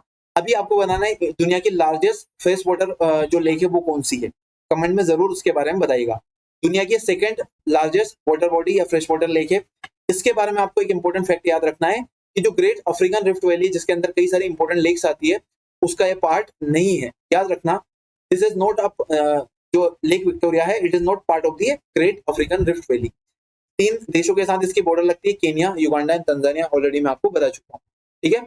लेक विक्टोरिया सारे रिवर्स यहाँ पर ड्रेन कर इसके अंदर पानी यहाँ से निकलती है, जिसमें सबसे इंपॉर्टेंट रिवर है व्हाइट नाइल, यहाँ से ओरिजिन होती है, यहाँ से वो नॉर्थवर्ड फ्लो करती है और बाद में ब्लू नाइल रिवर में ये मर्ज हो जाती है सूडान के अंदर खार्तूम के पास, और बाद में ये नाइल रिवर को बनाती है। तो नाइल रिवर पहले दो छोटी छोटी रिवर से मिलकर बनती है, जिसमें एक है आपकी व्हाइट नाइल और एक है आपकी ब्लू नाइल। व्हाइट नाइल का ओरिजिन होता है विक्टोरिया लेक से, जबकि ब्लू नाइल का ओरिजिन कहाँ से होता है मुझे कमेंट में बताएंगे। ठीक है, ये सारी बातें हमने वर्ल्ड मैपिंग जब होगी सारी बातें हम वहां पर डिस्कस करेंगे। इसके कुछ यूनिक फीचर्स हैं जो आपको याद रखने की बिल्कुल भी जरूरत नहीं है ना। बस एक इंपॉर्टेंट बात है कि इक्वेटर्स, जो इक्वेटर है 0 डिग्री जो आपका लॉन्गिट्यूड है कि लेटीट्यूड, लॉन्गिट्यूड जो 0 डिग्री वो यहाँ से पास होता है, ये रहा, है ना, ये रहा। ठीक है, तो 0 डिग्री जो आपका लेटीट्यूड है यानी कि इक्वेटर जो है वो आपके विक्टोरिया लेक से पास होती है, और ये ग्रेट अफ्रीकन रिफ्ट वैली का पार्ट नहीं है ना। तो ये भी मैं आपको यहाँ पर लिख देता हूँ, it is not part of the great African rift valley. ठीक है, तो ये बात आपको ध्यान रखना है कि अफ्रीकन रिफ्ट वैली का ये पार्ट नहीं है। उसके बाद नेक्स्ट जो हमारी लोकेशन है, ये भी एक इंपॉर्टेंट रीजन है सूडान के अंदर। अभी हमने थोड़ी देर पहले इसके आसपास की कई सारी कंट्रीज को डिस्कस किया, जैसे कि चड, है ना। उसके अलावा सूडान का एक इंपॉर्टेंट रीजन है दारफुर, दारफुर न्यूज में था, है ना। यहाँ पर भी कई सारे इंटरनल कॉन्फ्लिक्ट चल रहे हैं, इस वजह से ये भी न्यूज में। तो दारफुर रीजन कहाँ पर है, बस आपको इतना याद रखना है कि सूडान से रिलेटेड है। सूडान के अंदर एक कॉन्फ्लिक्टेड रीजन है, इधर आप देख सकते हो वेस्ट में चड से इसकी बॉर्डर लगती है, चड। उसके अलावा सेंट्रल अफ्रीकन रिपब्लिक और साउथ सूडान से भी इसकी बॉर्डर लगती है। दारफुर रीजन कहाँ पर है, तो सूडान के अंदर ये लोकेटेड है। ठीक है, यहाँ पर कई सालों से ये कॉन्फ्लिक्ट चल रहा है। ठीक है, नेबरिंग कंट्रीज क्या है, लोकेशन क्या है, वेस्टर्न सूडान के अंदर ये लोकेटेड आपको मिल जाएगा। इसके अलावा कई सारी इंपॉर्टेंट माउंटेन्स और एक इंपॉर्टेंट बेल्ट आपको मिलता है बग्गारा बेल्ट, जो आपको ध्यान रखना है दारफुर रीजन से रिलेटेड है। सवाना जो वेजिटेशन है वहां पर आपको मिलता है, और ये ग्रेजिंग लैंड के लिए बहुत ज्यादा फेमस है। तो बग्गारा बेल्ट कहाँ पर है, दारफुर रीजन में, और दारफुर रीजन किससे रिलेटेड है, तो सूडान एक कंट्री है अफ्रीका के अंदर, उससे ये एसोसिएटेड है। उसके बाद नेक्स्ट हमारी जो लोकेशन है वो है पोटोमैक रिवर। आप सभी ने देखा होगा जनवरी के अंदर अमेरिकन एयरलाइंस का एक पैसेंजर जेट वो और अमेरिकन आर्मी का एक ब्लैक हॉक हेलीकॉप्टर दोनों आपस में टकरा गए थे, और उससे लगभग 67 लोगों की जान चली गई थी, है ना। और ये जो क्रेश हुआ था ये टकरा कर कहां पर गिरा था, पोटोमैक रिवर में। और पोटोमैक रिवर किनारे पर ही क्या लोकेटेड है आपका, वॉशिंगटन डीसी, यानी कि अमेरिका की जो कैपिटल है वो इसके किनारे पर लोकेटेड है। और जहां पर ये हेलीकॉप्टर गिरा था उसी के पास में जो प्रेसिडेंट का घर है, यानी कि जो डोनाल्ड ट्रंप जहां पर रहते थे वो लोकेटेड है। इस वजह से ये काफी न्यूज में था। तो आपको ध्यान रखना है कि पोटोमैक रिवर इसके किनारे पर कौन सी सिटी लोकेटेड है, तो वॉशिंगटन सिटी लोकेटेड है, और यहाँ पर ये हादसा हुआ था। बस ये इन्फॉर्मेशन इससे रिलेटेड है, ये आपको ध्यान रखना। बाकी कहाँ से ओरिजिन होती है, कहाँ पे गिरती है, बिल्कुल भी आपको याद नहीं रखना है। बस हाँ, ये याद रखना है कहाँ पर पानी गिराती है, तो यहाँ पर पास में चेसपकी बे है, वॉशिंगटन डीसी के पास में, इसके अंदर इसका पानी को ये गिराती है। ठीक है, तो पोटोमैक रिवर यूएसए की रिवर है, जहां पर यूएसए की कैपिटल इसके किनारे पर लोकेटेड है। उसके बाद नेक्स्ट जो हमारा आर्टिकल है वो कुर्दिस्तान रीजन से रिलेटेड है। याद रखिएगा, एक बलूचिस्तान काफी न्यूज में था, ईरान और पाकिस्तान के अंदर आपको देखने को मिलता है बलूचिस्तान रीजन, जबकि कुर्दिस्तान रीजन आपको मेजरली तुर्की और इराक के बीच में देखने को मिलेगा। ठीक है, तो अभी इंडिया ने क्या हुआ है, यहाँ पर कुछ मेडिकल एड भेजी है, यहाँ पर कई सारे ह्यूमैनिटेरियन एड हमने भेजी है इस पूरे रीजन में, कुर्दिस्तान के अंदर उनको जरूरत लगी होगी। तो कुर्दिस्तान रीजन के आसपास कई सारी इंपॉर्टेंट लोकेशन है, जैसे ब्लैक सी। आप कमेंट में बताइएगा कि ब्लैक सी को बॉर्डर करने वाले कौन कौन सी कंट्रीज है। कैस्पियन सी मैं आपको ऑलरेडी बता चुका हूँ, अभी हम डिस्कस कर रहे हैं कुर्दिस्तान के बारे में। तो कुर्दिस्तान के बारे में आपको ध्यान रखना है, मेजरली तुर्की और इराक के अंदर आपको देखने को मिलता है, लेकिन कुछ इसका एरिया सीरिया, इराक और आर्मेनिया के अंदर देखने को मिलता है। जो कुर्द एथनिसिटी के लोग हैं वो मेजरली यहाँ पर आपको रहते हुए मिलते हैं, इराक, ईरान, अलग अलग कंट्री के अंदर आपको ये मिल जाएंगे। तो कुर्द जो एथनिसिटी वो यहाँ पर रहती है। इसके अलावा बलूच कहाँ पर रहते हैं, बलूच रहते हैं आपके बलूचिस्तान में। और एक हमने स्टार्टिंग में डिस्कस किया था उइगर मुस्लिम, और उइगर मुस्लिम कहाँ पर रहते हैं, चाइना के अंदर जो जिनजियांग प्रांत है उसके अंदर ये देखने को आपको मिल जाते हैं। तो ये सारी बातें आपको याद रखना है। कुर्दिस्तान रीजन कहाँ पर है, इराक के अंदर, इराक का सेमी ऑटोनोमस रीजन है ना। इसकी कैपिटल की अगर हम बात करें तो इरबिल इसकी कैपिटल है। कुर्दिस्तान जो पॉलिटिकल स्ट्रक्चर की बात करें तो यहाँ पर इनको बहुत ज्यादा ऑटोनॉमी दी गई है, और ये ऑटोनोमस रीजन की तरह ऑपरेट करता है। और यहाँ पर कई सारी इराक की जो सेंट्रल गवर्नमेंट है उन्होंने इनको कई सारी ऑटोनॉमी देकर रखी हुई। नेबरिंग कंट्रीज की अगर हम बात करें तो तुर्की, ईरान, सीरिया और इराक इसकी नेबरिंग कंट्रीज है। जियोग्राफिकल फीचर्स की अगर हम बात करें तो जाग्रोस एक इंपॉर्टेंट माउंटेन है, ये इसकी नेचुरल बॉर्डर बनाता है ईरान और तुर्की के बीच। इसके अलावा टिग्रिस एक इंपॉर्टेंट रिवर है, और साथ में ग्रेटर जाब, ये दोनों की दोनों रिवर्स रीजन से फ्लो करती है। यहाँ का जो क्लाइमेट है कॉन्टिनेंटल क्लाइमेट आपको देखने को मिलता है, बहुत ज्यादा हॉट समर्स और कोल्ड विंटर्स आपको यहाँ पर देखने को मिलते हैं। ठीक है, ये सारी की सारी इंपॉर्टेंट लोकेशंस थी इस वीडियो में, हमने इनको डिस्कस किया। मुझे उम्मीद है ये पूरा का पूरा वीडियो आपको समझ में आया होगा। अगर आपको ऐसा है आप कमेंट में जरूर बताइएगा, और हमारा जो चैनल है उसको सब्सक्राइब करना मत भूलना। इसकी जो पीडीएफ है वो मैं शेयर कर दूंगा हमारे टेलीग्राम चैनल के ऊपर, और उसके लिंक में मैं आपको जो डिस्क्रिप्शन बॉक्स है वहां पर दे दूंगा। और साथ में अगर आप @डिफेंस सर्कल डायरेक्ट सर्च कर लोगे तो भी आपको टेलीग्राम चैनल हमारा मिल जाएगा। इसके अलावा प्लीज इस यूट्यूब चैनल को सब्सक्राइब कर लेना, इसके ऊपर मैं कई सारे वीडियोस बनाने वाला हूँ। आप बताइए आपको सबसे पहले किस सब्जेक्ट का वन शॉट वीडियो चाहिए, है ना, कि जल्दी से अगर आपको रिवीजन करना हो तो जल्दी से आप उसको रिवाइज कर सको। और साथ में जो पीवाईक्यूज हैं यूपीएससी के जितने भी एग्जाम्स होते हैं, जिसमें मेजरली 4 आपके इंपॉर्टेंट एग्जाम्स होते हैं, एनडीए, सीडीएस, सीएपीएफ और यूपीएससी सीएससी। तो इसमें सब्जेक्ट वाइज मैं क्या कर रहा हूँ, पीवाईक्यूज डिस्कशन शुरू करने वाला हूँ। तो सबसे पहले हम कौन से सब्जेक्ट से शुरू करें वो भी आप मुझे बताइएगा, और वन शॉर्ट वीडियो किस सब्जेक्ट के ऊपर आपको चाहिए वो भी आप मुझे कमेंट में मेंशन करिएगा। और ये वीडियो आपको कैसा लगा, ये इन्फॉर्मेटिव है या नहीं, ये आपका काम का है या नहीं है, ये सारी बातें आपको बताना है ना। तो इस पूरे वीडियो के थ्रू हमने जनवरी महीने की जितनी भी इंपॉर्टेंट लोकेशंस थी उनको कवर कर लिया। इस वीडियो में इतना ही। Thank you so much. जय हिंद, जय भारत। आपसे मुलाकात होगी अगले वीडियो में, जहाँ पर फरवरी मंथ के जो भी इंपॉर्टेंट लोकेशंस है उनको डिस्कस करेंगे।